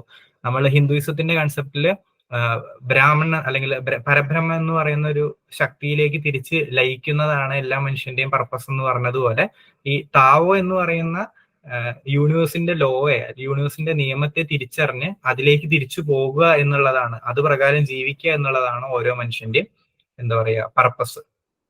Okay, എങ്ങനെ അതിലേക്ക് പോകാമെന്ന് ചോദിക്കുകയാണെങ്കിൽ, one must forsake all activism and retire within one self. അതായത് നേരത്തെ പറഞ്ഞ ആ ഒരു ഫിലോസഫി തന്നെയാണ് ഇവിടെ റിപ്പീറ്റ് ആയിട്ട് വരുന്നത്. എക്സ്റ്റേണൽ ആയിട്ടുള്ള ലോകത്തോടുള്ള അറ്റാച്ച്മെന്റ് എല്ലാം വിട്ട് കളഞ്ഞിട്ട് ബാഹ്യമായിട്ടുള്ള ലോകത്തെ സംഭവങ്ങളെ തേടിപ്പോവുക, സ്വത്ത് തേടിപ്പോവുക, ആഗ്രഹങ്ങളും ലക്ഷറിയസ് ആയിട്ടുള്ള കാര്യങ്ങൾ ആഗ്രഹിക്കുന്നതിനൊക്കെ നിർത്തിയിട്ട് റിട്ടയർ വിത്തിൻ വൺ സെൽഫ്. ഇവരുടെ ഫിലോസഫിയിലും മെഡിറ്റേഷനൊക്കെ ഭയങ്കര ഇമ്പോർട്ടന്റ് ആണ്. അപ്പോൾ അവനവനെ മനസ്സിലാക്കാൻ വേണ്ടിയിട്ട് ശ്രമിക്കുക, ധ്യാനിക്കുക, മെഡിറ്റേഷൻ ചെയ്യുക. പിന്നെ ഞാൻ നേരത്തെ പറഞ്ഞൊരു എന്താ പറയാ തായ്ചി എന്ന് പറഞ്ഞ മാർഷൽ ആർട്സ് ഉണ്ട്, TAICHI, തായ്ചി. ആ മാർഷൽ ആർട്സ് പ്രാക്ടീസ് ചെയ്യുക. ഈ പ്രപഞ്ചം വർക്ക് ചെയ്യുന്ന രീതി മനസ്സിലാക്കാൻ വേണ്ടിയിട്ട്, താവോനെ മനസ്സിലാക്കാൻ വേണ്ടിയിട്ട് അവനവനെ തന്നെ പഠിച്ചു തുടങ്ങുക എന്നുള്ള രീതിയിലുള്ള ഒരു ഫിലോസഫി ആയിരുന്നു താവോയിസത്തിൽ വരുന്നത്. ഓക്കെ, അല്ലെങ്കിൽ ഈ ലാവോസ് പറയുന്നത്. സോ ഇങ്ങനെ നിരന്തരം മെഡിറ്റേഷൻ ചെയ്തും ഈ മാർഷൽ ആർട്സ് ഒക്കെ പ്രാക്ടീസ് ചെയ്തിട്ടും നമ്മളെ തന്നെ നമുക്ക് മനസ്സിലാക്കി എടുക്കാൻ പറ്റുകയാണെങ്കിൽ ഈ പ്രപഞ്ചം ഏത് രീതിയിലാണ് വർക്ക് ചെയ്യുന്നത് എന്ന് നമുക്ക് മനസ്സിലാക്കാൻ പറ്റും. ഒരു അൾട്ടിമേറ്റ് റിയാലിറ്റി, അൾട്ടിമേറ്റ് ട്രൂത്ത് എന്നൊക്കെ വേണമെങ്കിൽ പറയാം. പ്രകൃതി എങ്ങനെയാണോ ജീവിക്കുന്നത് അതേ രീതിയിൽ ഇണങ്ങി ജീവിക്കാൻ മനുഷ്യർക്ക് സാധിക്കും. പ്രത്യേകിച്ച് പ്രശ്നങ്ങളൊന്നും അവരുടെ ജീവിതത്തിൽ ഉണ്ടാകില്ല എന്നുള്ളൊരു കൺസെപ്റ്റ് ആയിരുന്നു ഈ താവോയിസത്തിൽ വരുന്നത്, അല്ലെങ്കിൽ ഈ താവോയിസത്തിലൂടെ പറയാൻ ശ്രമിച്ചത്. അപ്പോ ഇവരെ സംബന്ധിച്ചിടത്തോളം പ്രപഞ്ചത്തിൽ നിലനിൽക്കുന്ന ഒരു ബാലൻസ് ഉണ്ട്. എല്ലാം ഓരോ നിയമങ്ങളുടെ അടിസ്ഥാനത്തിലാണ് ഇങ്ങനെ നടന്നു പോകുന്നത്. പ്രപഞ്ചം മൊത്തം ഒരു ബാലൻസിലാണ് നിൽക്കുന്നത്. ആ ബാലൻസ് എന്ന് പറയുന്ന കൺസെപ്റ്റ് താവോയിസത്തിൽ വളരെ ഇമ്പോർട്ടന്റ് ആണ്. ഒന്ന്, ഇവരുടെ റിലീജിയൻ പ്രാക്ടീസ് ചെയ്യുമ്പോൾ ആദ്യം നമ്മൾ നോട്ട് ചെയ്യുന്നത് അസറ്റിസം എന്ന് പറയും. സിമ്പിൾ ആയിട്ടുള്ള ജീവിതം, ലക്ഷൂറിയസ് ലൈഫൊക്കെ ഉപേക്ഷിച്ചിട്ടുള്ള ജീവിതം ഇവർക്ക് ഇമ്പോർട്ടന്റ് ആണ്. സെക്കൻഡ് വരുന്നത് മെഡിറ്റേഷൻ, മാർഷൽ ആർട്സ് പ്രാക്ടീസ് ചെയ്യുക തുടങ്ങിയ കാര്യങ്ങൾ. ഇതെല്ലാം ഇവർക്ക് ഇന്നർ വർക്കാണ്, അവനവനെ തന്നെ അറിയാൻ വേണ്ടിയിട്ടുള്ള ശ്രമങ്ങളാണ് മെഡിറ്റേഷനും മാർഷൽ ആർട്സ് പ്രാക്ടീസ് ചെയ്യുന്നതൊക്കെ. പിന്നെ വരുന്നത് ബാലൻസ്. യൂണിവേഴ്സ് മൊത്തം വർക്ക് ചെയ്യുന്നത് ഒരു ബാലൻസിന്റെ അടിസ്ഥാനത്തിലാണ്. അത് മനസ്സിലാക്കാൻ എല്ലാവരും ശ്രമിക്കണം എന്നുള്ള ഒരു കൺസെപ്റ്റ് കൂടി വരുന്നുണ്ട്. ഈ ഒരു കൺസെപ്റ്റ് എല്ലാവരും കേട്ടിട്ടുണ്ടാകും. യിൻ യാങ് എന്ന് പറയും. ഈ ഒരു ചിഹ്നം കോമൺ ആയിട്ട് പല സ്ഥലങ്ങളിലും സിനിമകളിലും പുസ്തകങ്ങളിലൊക്കെ വരുന്നതാണ്. ഇത് താവോയിസത്തിന്റെ ഒരു കൺസെപ്റ്റ് ആണ്, യിൻ ആൻഡ് യാങ് എന്ന് പറയുന്നത്. അപ്പോൾ ഇവരുടെ കൺസെപ്റ്റ് പ്രകാരം എന്താ പറയാ, രണ്ട് കാര്യങ്ങളാണ് എല്ലാം കോമ്പിനേഷൻ ഓഫ് ടു. നമ്മുടെ എക്സ്ട്രോവേർട്ട് ഇൻട്രോവേർട്ട് എന്ന് പറയുന്നത് പോലെ, സ്ത്രീ പുരുഷൻ എന്ന് പറയുന്നത് പോലെ, ഇരുട്ട് വെളിച്ചം എന്ന് പറയുന്നത് പോലെ, എല്ലാം രണ്ടെണ്ണാണ് പ്രപഞ്ചത്തിലുള്ളത്. ഇതിന്റെ രണ്ടെണ്ണത്തിന്റെയും കൃത്യമായിട്ടുള്ള ബാലൻസ് ആണ് ഒരു ഹാർമോണിയസ് ലൈഫ്. താവോയിനെ തിരിച്ചറിഞ്ഞിട്ടുള്ള ജീവിതം എന്ന് പറയുന്നത് ഈ 2 എലമെന്റുകളുടെ ബാലൻസ് ആണ്. അപ്പൊ ജീവിതത്തിൽ എല്ലാത്തിനും 2 എലമെന്റ്സ് ഉണ്ട്. അതിന്റെ ഒരു ബാലൻസ് ആണ് എന്താ പറയാ ഹാർമോണി വിത്ത് താവ് എന്ന് പറയുന്നത്. അപ്പോ യിൻ എന്ന് പറഞ്ഞാൽ ഇവര് നെഗറ്റീവ് ആയിട്ടുള്ള കാര്യങ്ങൾ, നെഗറ്റീവ് ഫീലിങ്സ് ഒക്കെ ഇവര് യിന്നിലേക്കാണ് ആഡ് ചെയ്തത്. അതിന്റെ നേരെ ഓപ്പോസിറ്റ് ആണ് യാങ്. പോസിറ്റീവ് ആയിട്ടുള്ള കാര്യങ്ങളെല്ലാം ഇവർ യാങ്ങിലേക്ക് ആഡ് ചെയ്തു. ഫീമെയിൽ എന്ന് പറഞ്ഞ കൺസെപ്റ്റ് ഇവർ യിന്നിലാണ് കൊടുത്തതെങ്കിൽ യാങ് വരുന്നത് അതിന്റെ ഓപ്പോസിറ്റ് ആയിട്ടുള്ള മെയിൽ എന്ന് പറയുന്ന കൺസെപ്റ്റ്. ഡാർക്ക് ഇരുട്ട് അവർ യിന്നിനെയാണ് റെപ്രസെന്റ് ചെയ്യാൻ ഉദ്ദേശിച്ചെങ്കിൽ വെളിച്ചം അവർ യാങ്ങിലിട്ടു. അങ്ങനെ ഓപ്പോസിറ്റ് ആയിട്ടുള്ള കൺസെപ്റ്റുകളാണ് ഈ ലോകത്തുള്ളതെല്ലാം. ഒരെണ്ണം ഡോമിനേറ്റ് ചെയ്താൽ എന്താ പറയാ ഇരുട്ട് മാത്രമുള്ള ഒരു ലോകം ഒരിക്കലും ഒരു പൂർണ്ണമായിട്ടുള്ള ലോകമല്ല, അല്ലെങ്കിൽ ബാലൻസ്ഡ് ആയിട്ടുള്ള ലോകമല്ല. വെളിച്ചം മാത്രമുള്ള ഒരു ലോകം ബാലൻസ്ഡ് ആയിട്ടുള്ള ലോകമല്ല. അപ്പോൾ ഇരുട്ടും വെളിച്ചവും, സൂര്യൻ അസ്തമിക്കുന്നു ഉദിക്കുന്നു, അതൊരു ബാലൻസ് ആണ്. അതേപോലെ എല്ലാവരുടെ ജീവിതത്തിലും ഒരു ബാലൻസ് വേണം. ആ ബാലൻസിലേക്ക് എത്താൻ മെഡിറ്റേഷനും മാർഷൽ ആർട്സും ഒക്കെ പ്രാക്ടീസ് ചെയ്യണം എന്ന് വിശ്വസിച്ചിരുന്ന ഒരാൾക്കാരായിരുന്നു ഈ താവോയിസം ഫോളോ ചെയ്തിരുന്ന ആൾക്കാർ. അപ്പോൾ അറിയാം, മനസ്സിലാക്കാൻ കുറച്ച് ബുദ്ധിമുട്ടുള്ള ഒരു സംഭവമാണ്, പക്ഷെ ഏകദേശം ക്ലിയർ ആയി എന്ന് വിശ്വസിക്കുന്നു. ഇനി ഡൗട്ട് എന്തെങ്കിലും ഉണ്ടെങ്കിൽ ചോദിച്ചോളൂ.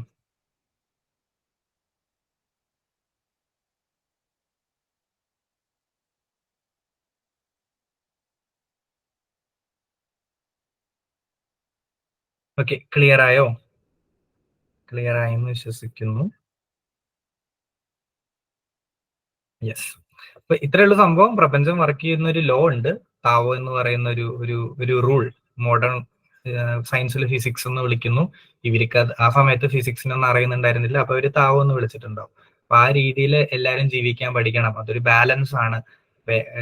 യിൻ ആൻഡ് യാങ് എന്ന് പറഞ്ഞ വാക്കുകൊണ്ട് ആ ബാലൻസിനെ അവർ റെപ്രസെന്റ് ചെയ്യുന്നു.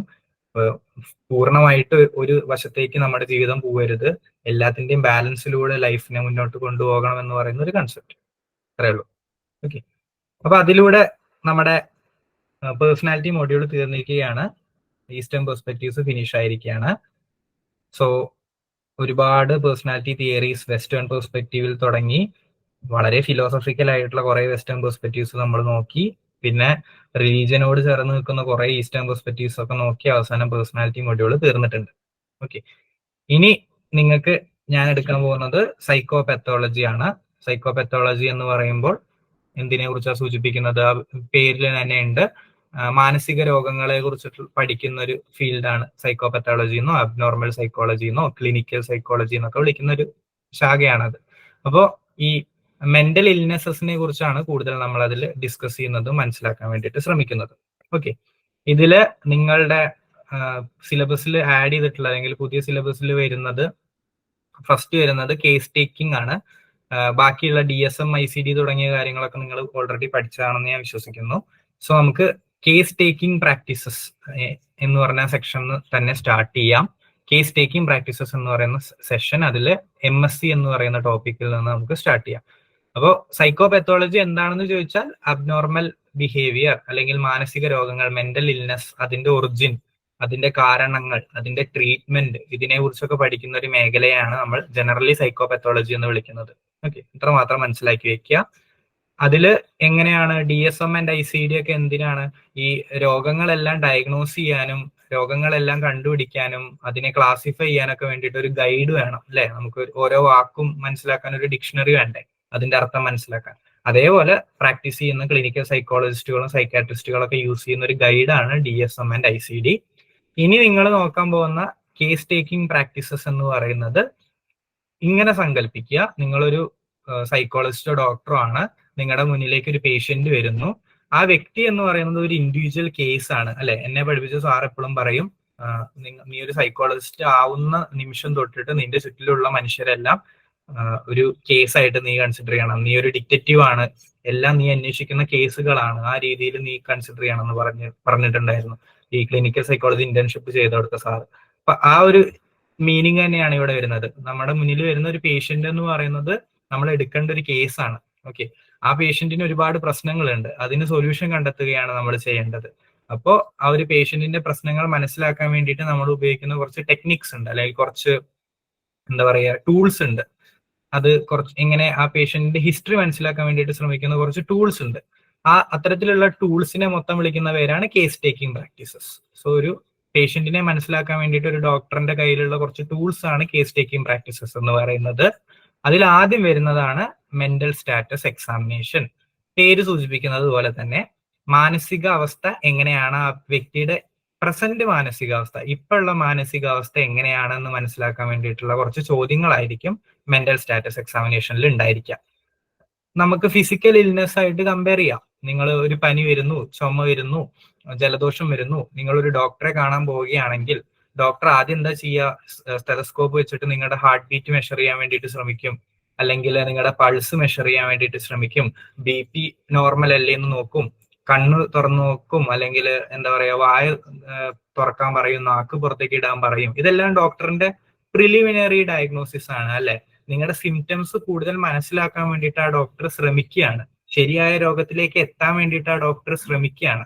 അപ്പോ ഒരു പുതിയൊരു പേഷ്യന്റ് വരുമ്പോൾ ഈ ഡോക്ടർ ഇന്നെ പൾസ് നോക്കുന്നതും ഹാർട്ട് ബീറ്റ് നോക്കുന്നതും എന്താ പറയാ ശ്വാസോച്ഛ്വാസം നോക്കുന്നതൊക്കെ ചെയ്യുന്നത് പോലെ തന്നെ ഈ സൈക്കോളജിസ്റ്റിന്റെയോ സൈക്കാട്രിസ്റ്റിന്റെയോ മുന്നിലേക്ക് ഒരു പേഷ്യന്റ് വരുമ്പോൾ ആ വ്യക്തിയുടെ മാനസികാവസ്ഥ നമ്മൾ ജസ്റ്റ് ഒന്ന് പെട്ടെന്ന് മനസ്സിലാക്കി എടുക്കാൻ ശ്രമിക്കുന്നതിനെ പറയുന്ന പേരാണ് മെന്റൽ സ്റ്റാറ്റസ് എക്സാമിനേഷൻ.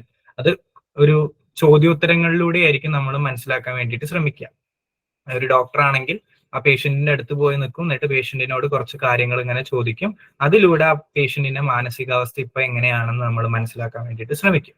അപ്പോൾ കറക്റ്റ് മാനസിക രോഗം മനസ്സിലാക്കാൻ വേണ്ടിയിട്ടുള്ള ഒരു ഫസ്റ്റ് സ്റ്റെപ്പ് എന്ന് പറയുന്നത് മെന്റൽ സ്റ്റാറ്റസ് എക്സാമിനേഷൻ ആണ്. അതിൽ നിന്ന് കിട്ടുന്ന ഇൻഫർമേഷൻ ആയിരിക്കും നമുക്ക് ഡയഗ്നോസിസ്, രോഗം എന്താണെന്ന് കണ്ടുപിടിക്കുന്നതിലേക്ക് വാല്യുബിൾ ആയിട്ടുള്ള ഒരുപാട് കോൺട്രിബ്യൂഷൻസ് തരുന്നത് ഈ മെന്റൽ സ്റ്റാറ്റസ് എക്സാമിനേഷൻ ആയിരിക്കും. ഓക്കെ, അപ്പോൾ മുന്നിലേക്ക് വരുന്ന രോഗിയെ ആദ്യമായിട്ട് നമ്മൾ അനലൈസ് ചെയ്യാൻ ശ്രമിക്കുന്നത് MSc വെച്ചിട്ടാണ്, മെന്റൽ സ്റ്റാറ്റസ് എക്സാമിനേഷൻ വെച്ചിട്ടാണ്. ഓക്കെ, അതാണ് ഇവിടെ എഴുതിയിരിക്കുന്നത്. MSc attempts to assess all areas of an individual's current mental functioning. ഇപ്പോഴത്തെ മെന്റൽ ഫംഗ്ഷനിങ് മാത്രമേ നോക്കുന്നുള്ളൂ കേട്ടോ, മറ്റേ കുടുംബജീവിതമോ അല്ലെങ്കിൽ മുന്നുണ്ടായിരുന്ന രോഗങ്ങളോ അതൊന്നും നോക്കില്ല, അത്ര ഡീറ്റെയിൽ ആയിട്ടൊന്നും നോക്കില്ല. ഇപ്പൊ ആ വ്യക്തി എങ്ങനെയാണ് എന്നുള്ള കാര്യം മാത്രമേ നോക്കുള്ളൂ. And forms the basis of identifying any signs and symptoms of mental illnesses. ഈ ഡോക്ടറോ സൈക്കോളജിസ്റ്റോ പഠിച്ചു വെച്ചിട്ടുള്ള എന്തെങ്കിലും തരത്തിലുള്ള മാനസിക രോഗങ്ങളുടെ ലക്ഷണങ്ങൾ ആ വ്യക്തിയിൽ കാണുന്നുണ്ടോ എന്ന് മനസ്സിലാക്കിയെടുക്കാൻ നമുക്ക് ഈ മെന്റൽ സ്റ്റാറ്റസ് എക്സാമിനേഷൻ വെച്ചിട്ട് സാധിക്കും. ഈ മെന്റൽ സ്റ്റാറ്റസ് എക്സാമിനേഷൻ വെച്ചിട്ട് നമുക്ക് ഒരിക്കലും ഫൈനൽ ഡയഗ്നോസിസിലേക്ക് എത്താൻ പറ്റില്ല, അതൊരു ഫസ്റ്റ് സ്റ്റെപ്പ് മാത്രമാണ്. പിന്നീട് മറ്റേ രോഗങ്ങൾ വരുമ്പോൾ ഡോക്ടർ ആദ്യം നമ്മളെ പരിശോധിച്ച് നോക്കിയിട്ട് ബ്ലഡ് ഒക്കെ ടെസ്റ്റ് ചെയ്യാൻ കൊടുക്കുന്നത് പോലെ മെന്റൽ സ്റ്റാറ്റസ് എക്സാമിനേഷനും ചെയ്തിട്ട് നമുക്ക് പല രീതികളിലൂടെ കൺഫേം ചെയ്യാൻ വേറെ മെത്തേഡുകൾ ഉണ്ട്, അല്ലെങ്കിൽ വേറെ വഴികളിലൂടെ കൺഫേം ചെയ്യേണ്ടി വരും. ഫസ്റ്റ് സ്റ്റെപ്പ് എന്ന് പറയുന്നത് മെന്റൽ സ്റ്റാറ്റസ് എക്സാമിനേഷൻ ആണ് എന്നുള്ളത് മാത്രം. ഓക്കെ, ഇനി എങ്ങനെയാ MSc നടക്കുക? MSc നടക്കുമ്പോൾ നമുക്ക് കൃത്യമായിട്ട് ഒരു ചോദ്യോത്തരം, ആ ഒരു കൺസെപ്റ്റ് അല്ല. ക്വസ്റ്റ്യൻസ് നമുക്ക് ചോദിക്കാം, അവർ പറയുന്ന ഉത്തരം നമുക്ക് കേട്ടിരിക്കാം.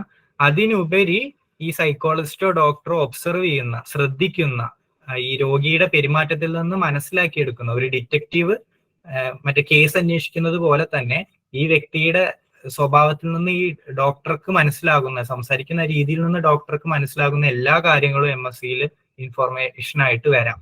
അതുകൊണ്ട് ക്വസ്റ്റ്യൻ ചോദിച്ചു കിട്ടുന്ന കാര്യങ്ങളും ഒബ്സർവേഷനിലൂടെ കിട്ടുന്ന കാര്യങ്ങളും നോക്കുന്നതിലൂടെ അല്ലെങ്കിൽ നിരീക്ഷിക്കുന്നതിലൂടെ കിട്ടുന്ന കാര്യങ്ങളൊക്കെ MScയുടെ കണ്ടന്റ് ആയിട്ട് വരാൻ സാധ്യതയുണ്ട് എന്നുള്ളത് കൂടി ഓർത്ത് വെക്കുക. സാധാ ഒരു രോഗിയായിട്ടുള്ള സംഭാഷണം മാത്രമായിട്ട് ചുരുങ്ങുന്നില്ല MSc, അതിലൊരു നിരീക്ഷണം എന്ന് പറയുന്ന ഒരു സ്കില്ല് കൂടി വരുന്നുണ്ട്, ഒബ്സർവേഷനും കൂടി വരുന്നുണ്ട്. ഈ സമയത്ത് MSc എടുക്കുന്ന സമയത്ത് രോഗിയുടെ verbal and non verbal behaviour രണ്ടും നമ്മൾ നോട്ട് ചെയ്യും. നമ്മൾ ചോദിക്കുന്ന ചോദ്യങ്ങൾക്ക് ആ രോഗി ഉത്തരം പറയുന്ന രീതി നമ്മൾ നോട്ട് ചെയ്യും. ആ ഉത്തരം പറയുന്ന സമയത്ത് അവരുടെ ബോഡി ലാംഗ്വേജ്, അവര് കോൺഫിഡന്റ് ആണോ, അവര് വിഷമിച്ചിട്ടാണോ ഇരിക്കുന്നത്, അങ്ങനെ ചെറിയ ചെറിയ മാനസിക രോഗങ്ങളുടെ സൂചനകൾ വരെ നമ്മൾ നോട്ട് ചെയ്യുന്നുള്ളത് കൂടി മനസ്സിലോർത്ത് വയ്ക്കാം. ഓക്കെ, എന്താണ് MSc എടുക്കുന്നത് കൊണ്ട് ഉപകാരം? ആദ്യത്തെ ഉപകാരം ഞാൻ പറഞ്ഞു, നമുക്കൊരു ഡയഗ്നോസിസ്, ഏത് രോഗമാണെന്ന് കണ്ടെത്താൻ പ്രിലിമിനറി ആയിട്ട് വേണ്ട ഇൻഫർമേഷൻ MScയിലൂടെ കിട്ടും. ആദ്യം ഫസ്റ്റ് സ്റ്റെപ്പ് എന്ന് പറയുന്നത് MSc ആണെന്നുള്ളത് കിട്ടും. 2, നമ്മളൊരു രോഗിക്ക് MSc ഒക്കെ എടുത്ത് കേസൊക്കെ കൺഫേം ചെയ്തിട്ട് ഡയഗ്നോസിസ് ഒക്കെ കൊടുത്ത് ട്രീറ്റ്മെന്റ് ഒക്കെ കൊടുത്ത് കുറച്ച് മാസങ്ങൾ കഴിഞ്ഞു എന്ന് വിചാരിക്കാം. എന്നിട്ട് വീണ്ടും ആ രോഗി നമ്മളെ കാണാൻ വരുമ്പോൾ ഒന്നുകൂടി MSc എടുക്കുകയാണ്, ഒന്നുകൂടി മെന്റൽ സ്റ്റാറ്റസ് എക്സാമിനേഷൻ എടുക്കുകയാണ്. ഇങ്ങനെ എടുക്കുമ്പോൾ ആ രോഗിയുടെ രോഗലക്ഷണങ്ങൾ കുറഞ്ഞിട്ടുണ്ടോ എന്ന് നമുക്ക് മനസ്സിലാക്കാൻ സാധിക്കും. ആദ്യത്തെ MSc വെച്ചിട്ട് കമ്പയർ ചെയ്യുമ്പോൾ രണ്ടാമത്തെ MScയിൽ ഒരുപാട് ഇമ്പ്രൂവ്മെന്റുകൾ വന്നിട്ടുണ്ട്, ഈ തെറാപ്പി വർക്ക് ചെയ്യുന്നുണ്ട്, അല്ലെങ്കിൽ ഈ മരുന്നുകൾ വർക്ക് ചെയ്യുന്നുണ്ട് എന്നുള്ളതൊക്കെ നമുക്ക് ഈ മെന്റൽ സ്റ്റാറ്റസ് എക്സാമിനേഷനിലൂടെ മനസ്സിലാക്കാൻ സാധിക്കും. അപ്പൊ ഇതുകൊണ്ടാണ് MSc എടുക്കുന്നത്. അതൊരു എന്താ പറയുക ഫയലാണ്. ഇപ്പൊ എല്ലാ രോഗിക്കും ഒരു ഫയൽ ഉണ്ടാവുമല്ലോ, ആ ഫയലിൽ വളരെ ഇമ്പോർട്ടന്റ് ആയിട്ടുള്ള ഒരു ഡോക്യുമെന്റ് ആണ് ഈ MSc എന്ന് പറയുന്നത് എന്നുള്ളത് കൂടി ഓർത്തു വെക്കാം. ഓക്കെ, അപ്പൊ ഇത്രയാണ് MScയുടെ ഒരു ഇൻട്രൊഡക്ഷൻ. ഒരു പ്രിലിമിനറി ഡയഗ്നോസിസിന് വേണ്ടിയിട്ട് ഉപയോഗിക്കുന്ന ഒരു ടൂളാണ് MSc എന്നുള്ളൊരു കൺസെപ്റ്റ്. എന്തൊക്കെയാണ് ഒരു MScയിൽ വരുന്നത് എന്ന് ചോദിക്കുകയാണെങ്കിൽ ഈ എണ്ണം കണ്ടിട്ട് പേടിക്കൊന്നും വേണ്ട കേട്ടോ, വളരെ സിമ്പിൾ ആയിട്ടുള്ള കാര്യങ്ങളാണ്. ജനറലി ഫോളോ ചെയ്യുന്ന ഒരു ഫോർമാറ്റ് ആണ് ഇത്. ഇത് എന്താണെന്ന് ഓരോന്നും ഞാൻ ഇപ്പൊ പേരെടുത്ത് വായിക്കുന്നില്ല, അടുത്ത സ്ലൈഡുകളിൽ ഡീറ്റെയിൽ ആയിട്ട് ഞാൻ പറയുന്നുണ്ട്. പക്ഷെ ഇത്രയും കോമണൻസ് ഒരു MScയിൽ കാണാം. ഇതിനെ ആസ്പദമാക്കിയിട്ടുള്ള ചോദ്യങ്ങളാണ് നമ്മൾ സാധാരണ ചോദിക്കാറുള്ളത്. ഇതിനെ ആസ്പദമാക്കിയിട്ടുള്ള ഒബ്സർവേഷൻസ് ആണ് നമ്മൾ നടത്താറുള്ളത്. അതിന്റെ കാര്യങ്ങളാണ് നമ്മൾ എഴുതി വെക്കാറുള്ളത് ഒരു സൈക്കോളജിസ്റ്റോ അല്ലെങ്കിൽ സൈക്കാട്രിസ്റ്റ് എന്ന നിലയിൽ. അപ്പോൾ ഒരുപാട് കോമ്പണൻസ് സാധാരണയായിട്ട് MScയിൽ കണ്ടുവരാറുണ്ട്. അതെന്തൊക്കെയാണെന്ന് നമുക്ക് പെട്ടെന്നൊന്ന് നോക്കാം. ഓക്കെ, ആദ്യത്തെ വരുന്നത് അപ്പിയറൻസ് ആൻഡ് ബിഹേവിയർ. ക്ലിയർ അല്ലേ? പേരിൽ തന്നെ ഉണ്ട്. ആ വ്യക്തിയുടെ അപ്പിയറൻസ് എങ്ങനെയാണ്. ഈ ചില മാനസിക രോഗങ്ങളൊക്കെ ഉള്ള ആളുകൾ, ഒരു ഉദാഹരണത്തിന് ഈ ഒരുപാട് കാലമായിട്ട് ഡിപ്രഷൻ സഫർ ചെയ്യുന്ന രോഗികള് ചികിത്സയൊന്നും എടുക്കാതെ റൂമിൽ ഇങ്ങനെ അടച്ചുകൂടിയിട്ടുള്ള ഒരു ജീവിതമാണ് നയിക്കുന്നതെങ്കിൽ അവര് ചിലപ്പോൾ താടിയും മുടിയൊന്നും വെട്ടിയിട്ടുണ്ടാവില്ല, അല്ലെങ്കിൽ ഗ്രൂമിങ് എന്ന് പറയും. അവര് ഭയങ്കര അലങ്കോലായിട്ടായിരിക്കും ജീവിക്കുന്നത്. എന്താ പറയുക, അവര് കുളിക്കുന്നുണ്ടാവില്ല, വൃത്തിയൊന്നും നോക്കുന്നുണ്ടാവില്ല. അപ്പൊ ഇത്തരത്തിലുള്ള കാര്യങ്ങളൊക്കെ ഒരു സൈക്കോളജിസ്റ്റിനോ സൈക്കാട്രിസ്റ്റിനോ സംബന്ധിച്ചിടത്തോളം വളരെ വാല്യുബിൾ ആയിട്ടുള്ള ഇൻഫർമേഷൻ ആണ്. അപ്പൊ ഒരു പേഷ്യന്റിന്റെ ജനറൽ അപ്പിയറൻസിൽ നിന്നും ജനറൽ ആയിട്ടുള്ള പെരുമാറ്റത്തിൽ നിന്നും തന്നെ നമുക്ക് ഒരുപാട് കാര്യങ്ങൾ ഗ്രാസ്പ് ചെയ്യാൻ പറ്റും. ഒരു വ്യക്തി നമ്മളോട് വന്ന് സംസാരിക്കുന്ന രീതിയിൽ നിന്ന് തന്നെ ഒരുപാട് കാര്യങ്ങൾ ഗ്രാസ്പ് ചെയ്യാൻ പറ്റും. അതാണ് ഈ അപ്പിയറൻസ് ആൻഡ് ബിഹേവിയറിൽ നമ്മൾ നോട്ട് ചെയ്ത് വെക്കുക. ഫസ്റ്റ് അപ്പിയറൻസ് ആൻഡ് ബിഹേവിയറിൽ നമ്മൾ ആ വ്യക്തിയെ കാണുമ്പോൾ ആ വ്യക്തിയെ ഒബ്സർവ് ചെയ്തിട്ട് നമുക്ക് നോട്ടീസ് ചെയ്യാൻ പറ്റുന്ന കാര്യങ്ങൾ എഴുതി വെക്കും, അല്ലെങ്കിൽ പോയിന്റ് ആക്കിയിട്ട് നോട്ട് ചെയ്ത് വെക്കും. എന്തൊക്കെയാ നോട്ട് ചെയ്യുക? ഞാനിപ്പോ പറഞ്ഞ പോലെ ഗ്രൂമിങ്, ആ വ്യക്തി എന്താ പറയാ വൃത്തിയായിട്ടാണോ നടക്കുന്നത്, അതോ എന്താ പറയാ മുടിയും താടിയൊക്കെ വളർത്തി ഭയങ്കര എന്താ പറയാ ഗ്രൂം ചെയ്യാതെയാണോ നടക്കുന്നത്, നല്ല വൃത്തിയുള്ള വസ്ത്രങ്ങളാണോ ധരിച്ചിരിക്കുന്നത്, സോഷ്യലി എന്താ പറയാ യോജിക്കുന്ന വസ്ത്രങ്ങളാണോ ധരിച്ചിരിക്കുന്നത്, അത്തരത്തിലുള്ള കാര്യങ്ങളൊക്കെ വേണമെങ്കിൽ നമുക്ക് നോട്ട് ചെയ്ത് വെക്കാം. ഫേഷ്യൽ എക്സ്പ്രഷൻസ്, ആ വ്യക്തി നമ്മളോട് സംസാരിക്കുമ്പോൾ ഏത് രീതിയിലാണ് സംസാരിക്കുന്നത്, മുഖഭാവം എങ്ങനെയാണ് ആ വ്യക്തിയുടെ, വളരെ ഇൻട്രസ്റ്റോട് കൂടിയിട്ടാണോ ഡോക്ടറോട് സൈക്കോളജിസ്റ്റിനോട് സംസാരിക്കുന്നത്, അതോ എന്താ പറയുക വളരെ താല്പര്യമില്ലാത്ത രീതിയിലാണോ സംസാരിക്കുന്നത്, സങ്കടമാണോ വരുന്നത് മുഖത്ത്, സന്തോഷമാണോ വരുന്നത്, അത്തരത്തിലുള്ള കാര്യങ്ങളൊക്കെ നമുക്ക് നോട്ട് ചെയ്ത് വെക്കാം. നോട്ട് ചെയ്ത് വെക്കുക എന്ന് പറയുമ്പോൾ ഇത് ഒരു പേപ്പർ എടുത്തിട്ട് ഇങ്ങനെ എഴുതുകയാണെങ്കിൽ മുന്നിലിരിക്കുന്ന പേഷ്യന്റിന് നല്ല സംശയം വരും കേട്ടോ. അപ്പൊ അവര് എന്താ പറയാ നുണ പറയാനോ അല്ലെങ്കിൽ മാറ്റി പറയാനൊക്കെ സാധ്യതയുണ്ട്. അതുകൊണ്ട് അധികം ആൾക്കാരും ഇങ്ങനെ പെന്നും പേപ്പറും എടുത്തിട്ട് എഴുതാറില്ല, എല്ലാം ഓർത്ത് വെക്കുക ചെയ്യുക, എന്നിട്ട് പിന്നീട് നോട്ട് ചെയ്ത് വെക്കുക ചെയ്യുക. ഓക്കെ, സോ അല്ലെങ്കിൽ റെക്കോർഡ് ചെയ്തിട്ട് പിന്നീട് എഴുതി അങ്ങനെയൊക്കെയാണ് ചെയ്യാറ്. അപ്പോൾ ഫേഷ്യൽ എക്സ്പ്രഷൻസ് വേണമെങ്കിൽ നോട്ട് ചെയ്യാം. അബ്നോർമൽ മൂവ്മെന്റ്സ്, ചില ആൾക്കാർ സംസാരിക്കുമ്പോൾ ഒരുപാട് ആക്ഷൻസ് ഇടും അല്ലെ, കൈകൊണ്ടും കാലുകൊണ്ടൊക്കെ ആംഗ്യം കാണിച്ചിട്ട് സംസാരിക്കുന്ന ആൾക്കാരുണ്ടായിരിക്കും. അങ്ങനെ എന്തെങ്കിലും ശാരീരികമായിട്ട് എന്തെങ്കിലും ആംഗ്യങ്ങൾ കാണിക്കുന്നുണ്ടോ, അല്ലെങ്കിൽ ശരീരത്തിന് വല്ല വേറെ ഫിഷേഴ്സ് എന്തെങ്കിലും വിറയലൊക്കെ വരുന്നുണ്ടോ എന്നുള്ള കാര്യങ്ങളൊക്കെ വേണമെങ്കിൽ നോട്ട് ചെയ്ത് വെക്കാം. പോസ്ചർ, ഏത് പോസ്ചറിലാണ്, നിവർന്നിട്ടാണോ മടങ്ങിയിട്ടാണോ ഇരിക്കുന്നത്, കോൺഫിഡന്റ് ആണോ അല്ലയോ തുടങ്ങിയ കാര്യങ്ങളൊക്കെ നോട്ട് ചെയ്യാം. ഡ്രസ്സ്, ഏത് വസ്ത്രമാണ് ധരിച്ചിരിക്കുന്നത്. ഡിസ്ഫിഗറേഷൻസ്, കയ്യിലോ എന്തെങ്കിലും മുറിവുകൾ ഉണ്ടോ. ചില പേഷ്യൻസ് ഒക്കെ സെൽഫ് ഹാർമിങ് ടെൻഡൻസീസ് ഉണ്ടായിരിക്കും, കയ്യിലൊക്കെ ബ്ലേഡ് എടുത്തിട്ട് വരയ്ക്കുകയെ കോമ്പസ് എടുത്തിട്ട് കുത്തിയൊക്കെ ചെയ്യും. അപ്പോൾ ഇത്തരത്തിലുള്ള പേഷ്യൻസിനെ നമുക്ക് കൈ കണ്ടാൽ തന്നെ അറിയാം ഇവർക്ക് സെൽഫ് ഹാർമിങ് ടെൻഡൻസി ഉണ്ട്, ഇവരെ ഒബ്സർവേഷനിൽ വെക്കണം, സൂക്ഷിക്കണം എന്നുള്ള കാര്യം ജസ്റ്റ് അപ്പിയറൻസിൽ നിന്ന് തന്നെ നമുക്ക് മനസ്സിലാകും. അപ്പൊ അത്തരത്തിലുള്ള കാര്യങ്ങൾ എന്തെങ്കിലും ഡിസ്ഫിഗറേഷൻസോ, ഈ ഡിസ്ഫിഗറേഷൻസും മറയ്ക്കാൻ ചില ആൾക്കാർ ടാറ്റു അടിക്കും, ഈ മുറിവുകളും പാടുകളും മറയ്ക്കാൻ വേണ്ടിയിട്ട് ടാറ്റു അടിക്കും. അങ്ങനെ വല്ല ടാറ്റു അടിച്ചിട്ടുണ്ടോ എന്നുള്ള കാര്യങ്ങളൊക്കെ നമ്മൾ ഒറ്റ നോട്ടത്തിൽ ശ്രദ്ധിച്ച് മനസ്സിലാക്കാൻ നോക്കും. പിന്നെന്താ മനസ്സിലാക്കുക? സോഷ്യൽ നോംസ്, ഒരു വ്യക്തിയോട് സംസാരിക്കേണ്ട ഒരു രീതിയില്ലേ, ആ രീതി ചില മാനസിക രോഗങ്ങൾ വരുമ്പോൾ ആളുകൾ മറക്കും, അല്ലെങ്കിൽ അവരത് കെയർ ചെയ്യില്ല. ഡോക്ടറോട് ചിലപ്പോൾ തട്ടിക്കേറി സംസാരിക്കുകയോ, അല്ലെങ്കിൽ ഡോക്ടർക്ക് ഒരു വില കൊടുക്കാതെ സംസാരിക്കുകയോ, അല്ലെങ്കിൽ കംപ്ലീറ്റ്ലി റെസ്പെക്ട് ഇല്ലാതെ മാനർ ഇല്ലാതെ സംസാരിക്കുകയൊക്കെ ചെയ്യും. അത്തരത്തിലുള്ള കാര്യങ്ങൾ വല്ലതുണ്ടെങ്കിൽ നമുക്ക് നോട്ട് ചെയ്ത് വെക്കാം. ഐ കോണ്ടാക്ട് മെയിൻറ്റെയിൻ ചെയ്യുന്നുണ്ടോ? ഒരു രണ്ട് നോർമൽ ആയിട്ടുള്ള മനുഷ്യർ സംസാരിക്കുമ്പോൾ ഐ കോണ്ടാക്ട് മെയിൻറ്റെയിൻ ചെയ്യുന്നത് സർവ്വസാധാരണമാണ്, കണ്ണിൽ നോക്കി സംസാരിക്കുന്നത് സർവ്വസാധാരണമാണ്. അതേപോലെ ഈ വ്യക്തിക്ക് മെയിൻറ്റെയിൻ ചെയ്യാൻ പറ്റുന്നുണ്ടോ, അതെന്തെങ്കിലും ബുദ്ധിമുട്ടുണ്ടോ, സഹകരിക്കുന്നുണ്ടോ ഡോക്ടറായിട്ട് തുടങ്ങിയ കാര്യങ്ങളൊക്കെ നമുക്ക് ഈ ഒരു സെക്ഷനിൽ നോട്ട് ചെയ്ത് വെക്കാം. അപ്പൊ ആ ഒറ്റ നോട്ടത്തിൽ ആ പേഷ്യന്റിന്റെ ബിഹേവിയറിൽ നിന്ന് എന്തൊക്കെ നമുക്ക് കിട്ടുന്നോ ആ എലമെന്റ്സ് എല്ലാം അപ്പിയറൻസ് ആൻഡ് ബിഹേവിയറിൽ നമ്മൾ നോട്ട് ചെയ്ത് വെക്കും. ഓക്കെ, ഇനി സെക്കൻഡ് സെക്ഷൻ വരുന്നതാണ് psycho motor activity. Psycho motor ആക്ടിവിറ്റിയിൽ എന്താണ് വരുന്നത്? മോട്ടോർ ആക്ടിവിറ്റി എന്ന് പറഞ്ഞാൽ നമ്മുടെ ശരീരം പ്രവർത്തിക്കുന്ന സ്പീഡ് എന്നാണ് ഉദ്ദേശിക്കുന്നത്, അല്ലെങ്കിൽ മസിൽസ് ഒക്കെ മൂവ് ചെയ്യുന്ന സ്പീഡ്, അതാണ് ഉദ്ദേശിക്കുന്നത്. ഇത് ജനറലി 3 രീതിയിൽ തരംതിരിച്ചിട്ടാണ് നോട്ട് ചെയ്യാറ്. നോർമൽ രീതിയിലാണ് പേഷ്യന്റിന്റെ ശരീരം പ്രവർത്തിക്കുന്നത്, അല്ലെങ്കിൽ മസിൽസ് മൂവ് ചെയ്യുന്നത് കൂടിയ റേറ്റിലാണ്, ഡിക്രീസ്ഡ് കുറഞ്ഞ റേറ്റിലാണ്. ഈ ഒരു 3 ലെവലിൽ. അതായത് ചില ആൾക്കാർ സംസാരിക്കുമ്പോൾ എന്താ പറയാ ഭയങ്കരമായിട്ട് ആക്ഷൻ കാണിക്കും, ഭയങ്കര ഹൈപ്പർ ആക്ടിവിറ്റി എന്ന് പറയില്ല നമ്മൾ, ശരീരം ഭയങ്കരമായിട്ട് എന്താ പറയാ പ്രകടിപ്പിച്ചുകൊണ്ട് ആക്ഷൻസ് ഒക്കെ കാണിച്ചുകൊണ്ട് സംസാരിക്കും. അവർക്ക് ഒരു സ്ഥലത്ത് അടങ്ങിയിരിക്കാൻ പറ്റില്ല. അപ്പൊ നമ്മൾ മോട്ടോർ ആക്ടിവിറ്റി ഇൻക്രീസ്ഡ് എന്ന് ഇടും. ചില ആൾക്കാർ വളരെ എന്താ പറയാ ഉഴപ്പൻ മട്ടിൽ, ഒരു തീരെ താല്പര്യമില്ലാതെ, അല്ലെങ്കിൽ കയ്യോ കാലോ അനക്ക പോലും ഇല്ല, ചുണ്ടനങ്ങുന്നുണ്ടോ എന്നുള്ളത് കൂടി നമുക്ക് നോട്ടീസ് ചെയ്യാൻ ബുദ്ധിമുട്ടായിരിക്കും. അത്തരത്തിലുള്ള ആൾക്കാരാ വരുന്നെങ്കിൽ നമ്മൾ മോട്ടോർ ആക്ടിവിറ്റി ഡിക്രീസ്ഡ് എന്ന് എഴുതി വെക്കുക. അല്ല, ഒരു സാധാരണ സ്വാഭാവികമായിട്ടുള്ള ഒരു നോർമൽ വ്യക്തി സംസാരിക്കുമ്പോൾ എങ്ങനെയാണോ സംസാരിക്കുന്നത് അതേപോലെയാണ് സംസാരിക്കുന്നതെങ്കിൽ, അല്ലെങ്കിൽ അതേപോലെയാണ് ശരീര ഭാഷ അല്ലെങ്കിൽ ബോഡി ലാംഗ്വേജ് ഉള്ളതെങ്കിൽ നമ്മൾ നോർമൽ എന്നുള്ള രീതിയിൽ അത് നോട്ട് ചെയ്ത് വെക്കും. ഈ കയ്യും കാലൊക്കെ കാണിക്കുന്ന ആക്ഷൻസ്, അത് മൂവ് ചെയ്യുന്ന രീതിയൊക്കെയാണ് നമ്മൾ സൈക്കോ മോട്ടോർ ആക്ടിവിറ്റിയിൽ നോട്ട് ചെയ്ത് വെക്കാറ് സാധാരണയായിട്ട്. ഇനി അടുത്തത്, ആ വ്യക്തി നമ്മൾ ചോദിക്കുന്ന ചോദ്യങ്ങൾക്ക് തരുന്ന ഉത്തരം, സ്പീച്ച്, അവരെന്താണ് ഉത്തരം തരുന്നത്, അതാണ് നമ്മൾ നോക്കുക. ഈ സ്പീച്ച് ഫ്ലുവന്റ് ആണോ? ചില ഡ്രഗ്സ് ഒക്കെ യൂസ് ചെയ്തിട്ടുള്ള ആൾക്കാരാണെങ്കിൽ ഫ്ലുവന്റ് ആയിട്ട് സംസാരിക്കാൻ പറ്റില്ല, അല്ലെ? നാക്ക് കുഴഞ്ഞു പോവുകയോ സംസാരിക്കുന്ന വാക്കുകൾ ഇടയിൽ കട്ടായി പോവുകയോ ഒക്കെ ചെയ്യാം. അപ്പൊ നമ്മുടെ മുന്നിൽ വരുന്ന പേഷ്യന്റ് എങ്ങനത്തെ തരത്തിലുള്ള പേഷ്യന്റ് ആണെന്ന് നമുക്ക് ഒരിക്കലും അറിയില്ലല്ലോ. ചിലപ്പോ റോട്ടിൽ കിടക്കുന്ന ഒരു വ്യക്തിനെ എടുത്തിട്ട് നമ്മുടെ മുന്നിലേക്ക് ഇങ്ങനെ ആരെങ്കിലും കൊണ്ടുവന്നു തന്നതായിരിക്കാം. അപ്പൊ ഈ MSc നമ്മൾ ഫ്ലുവൻസി നോട്ട് ചെയ്യും. ഇയാളുടെ നാക്ക് കുഴയുന്നുണ്ട്, അപ്പൊ മേ ബി ഡ്രഗ് യൂസേജ് ആവാൻ സാധ്യതയുണ്ട് എന്നുള്ളൊരു ഇൻഫർമേഷൻ ആ ഫ്ലുവൻസിയിൽ നിന്ന് കിട്ടും. സ്പീച്ചിന്റെ എമൗണ്ട്, എത്രത്തോളം സംസാരിക്കുന്നുണ്ട്, വാ തോരാതെ സംസാരിക്കുന്ന ആൾക്കാരുണ്ട്, ചിലപ്പം മാനിയ എന്നൊക്കെ നമ്മൾ പറയും, അല്ലെ? ബൈപോളാർ ഡിസോർഡർ ഒക്കെ ഉള്ള ആൾക്കാർ ഭയങ്കര എക്സൈറ്റഡ് ആയിട്ട് സംസാരിച്ചു കൊണ്ടേയിരിക്കും.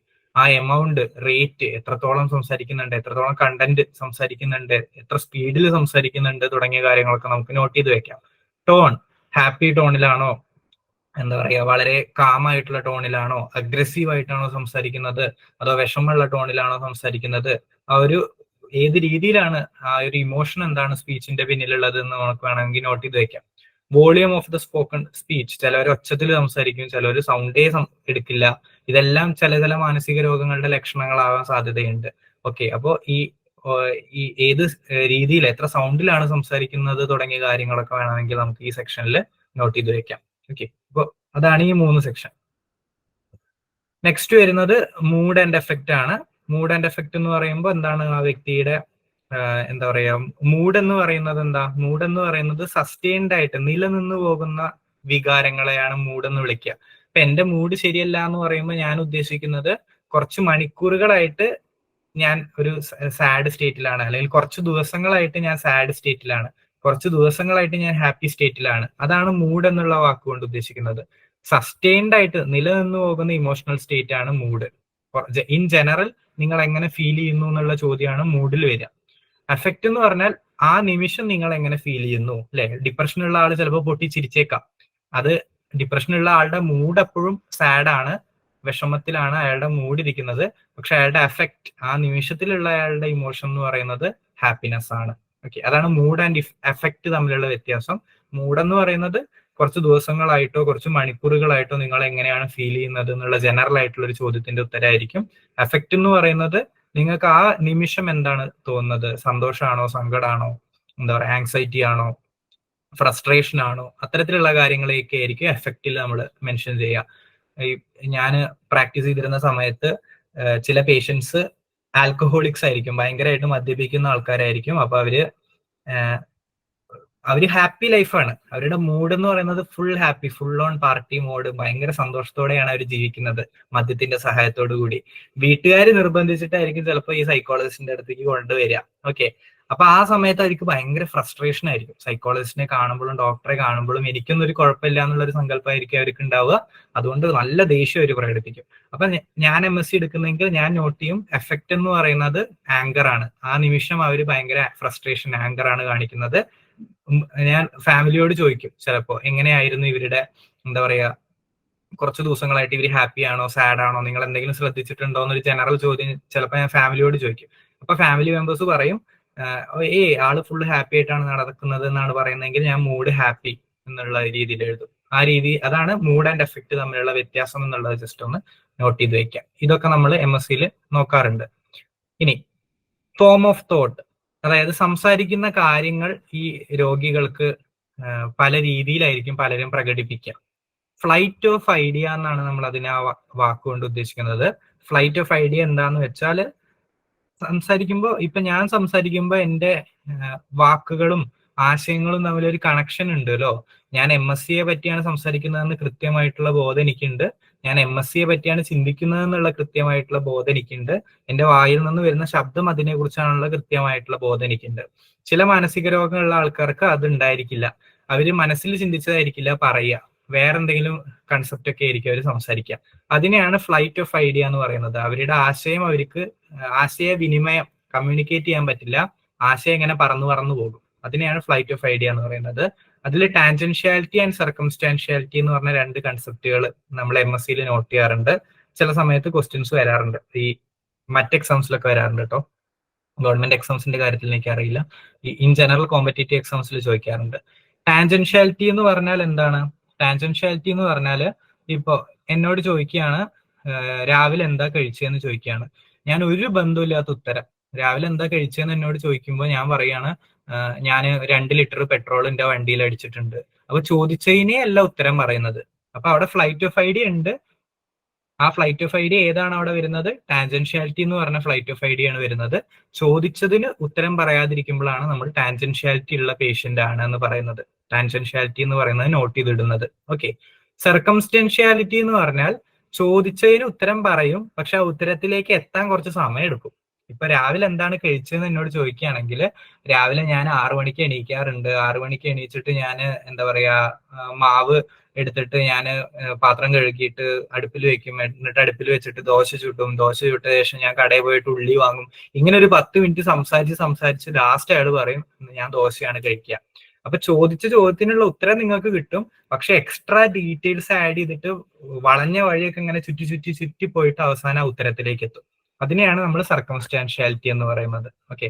ടാൻജൻഷ്യാലിറ്റി എന്ന് പറയുമ്പോൾ ഒരു ബന്ധമില്ലാത്ത ഉത്തരമായിരിക്കും തരിക, ചോദിച്ച ചോദ്യമായിട്ട് ഒരു ബന്ധം ഉണ്ടായിരിക്കില്ല.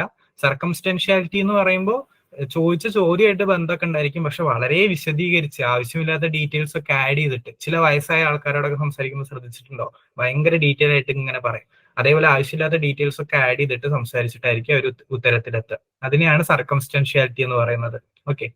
ഇനി പെർസിവറേഷൻ, ഒരു ടോപ്പിക്കിൽ തന്നെ കുറെ നേരം തുടർന്ന് സംസാരിക്കാൻ പറ്റുന്നുണ്ടോ ആ വ്യക്തിക്ക്, അതാണ് നമ്മൾ പെർസിവറേഷനിൽ നോക്കുന്നത്. അതായത് ഇപ്പൊ നമ്മൾ ബ്രേക്ക്ഫാസ്റ്റിനെ കുറിച്ച് സംസാരിച്ചെങ്കിൽ ചില ആൾക്കാർ പിന്നെ സംഭാഷണം കഴിയുന്നത് വരെ ബ്രേക്ക്ഫാസ്റ്റ് വിടുകയില്ല, അതിൽ തന്നെ മുറുക്കെ പിടിച്ചിട്ട് ഇങ്ങനെ സംസാരിച്ചുകൊണ്ടേയിരിക്കും. എന്ത് ചോദിച്ചാലും പിന്നെ ബ്രേക്ക്ഫാസ്റ്റ് എന്നുള്ള പോയിന്റിലേക്ക് തിരിച്ചു വരും. അങ്ങനത്തെ വല്ല ടെൻഡൻസിയും പേഷ്യൻസ് കാണിക്കുന്നുണ്ടോ? തോട്ട് ബ്ലോക്ക്, സംസാരിക്കുന്നതിന്റെ ഇടയിൽ ചില രോഗികൾ സ്റ്റക്ക് ആവും, എന്നിട്ട് ഒരു 1 മിനിറ്റോ 2 മിനിറ്റോ 5 മിനിറ്റോ ഒക്കെ ഒന്നും മിണ്ടാതെ അവരിങ്ങനെ നിൽക്കും. അങ്ങനെ എന്തെങ്കിലും അവർ കാണിക്കുന്നുണ്ടോ? അങ്ങനെ കാണിക്കുന്നുണ്ടെങ്കിൽ അവർക്ക് തോട്ട് ബ്ലോക്ക് ഉണ്ട് എന്ന് നമ്മൾ പറയും. നിയോളജിസം എന്ന് പറഞ്ഞാൽ പുതിയ വാക്കുകൾ ഉണ്ടാക്കും ചിലപ്പോൾ രോഗികൾ.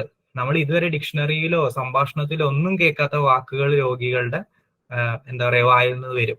നമ്മൾ ഇതിന്റെ അർത്ഥം എന്താണെന്ന് നമ്മൾ ഊഹിച്ച് കണ്ടുപിടിക്കേണ്ടി വരും. അങ്ങനത്തെ വാക്കുകൾ വരുന്നുണ്ടെങ്കിൽ അതിനെ നിയോളജിസം എന്ന് വിളിക്കും. ഓക്കെ. പോവർട്ടി ഓഫ് സ്പീച്ച്, ഈ വാക്കുകൾ കിട്ടാത്ത അവസ്ഥ ഉണ്ടാവും ചില രോഗികൾക്ക്.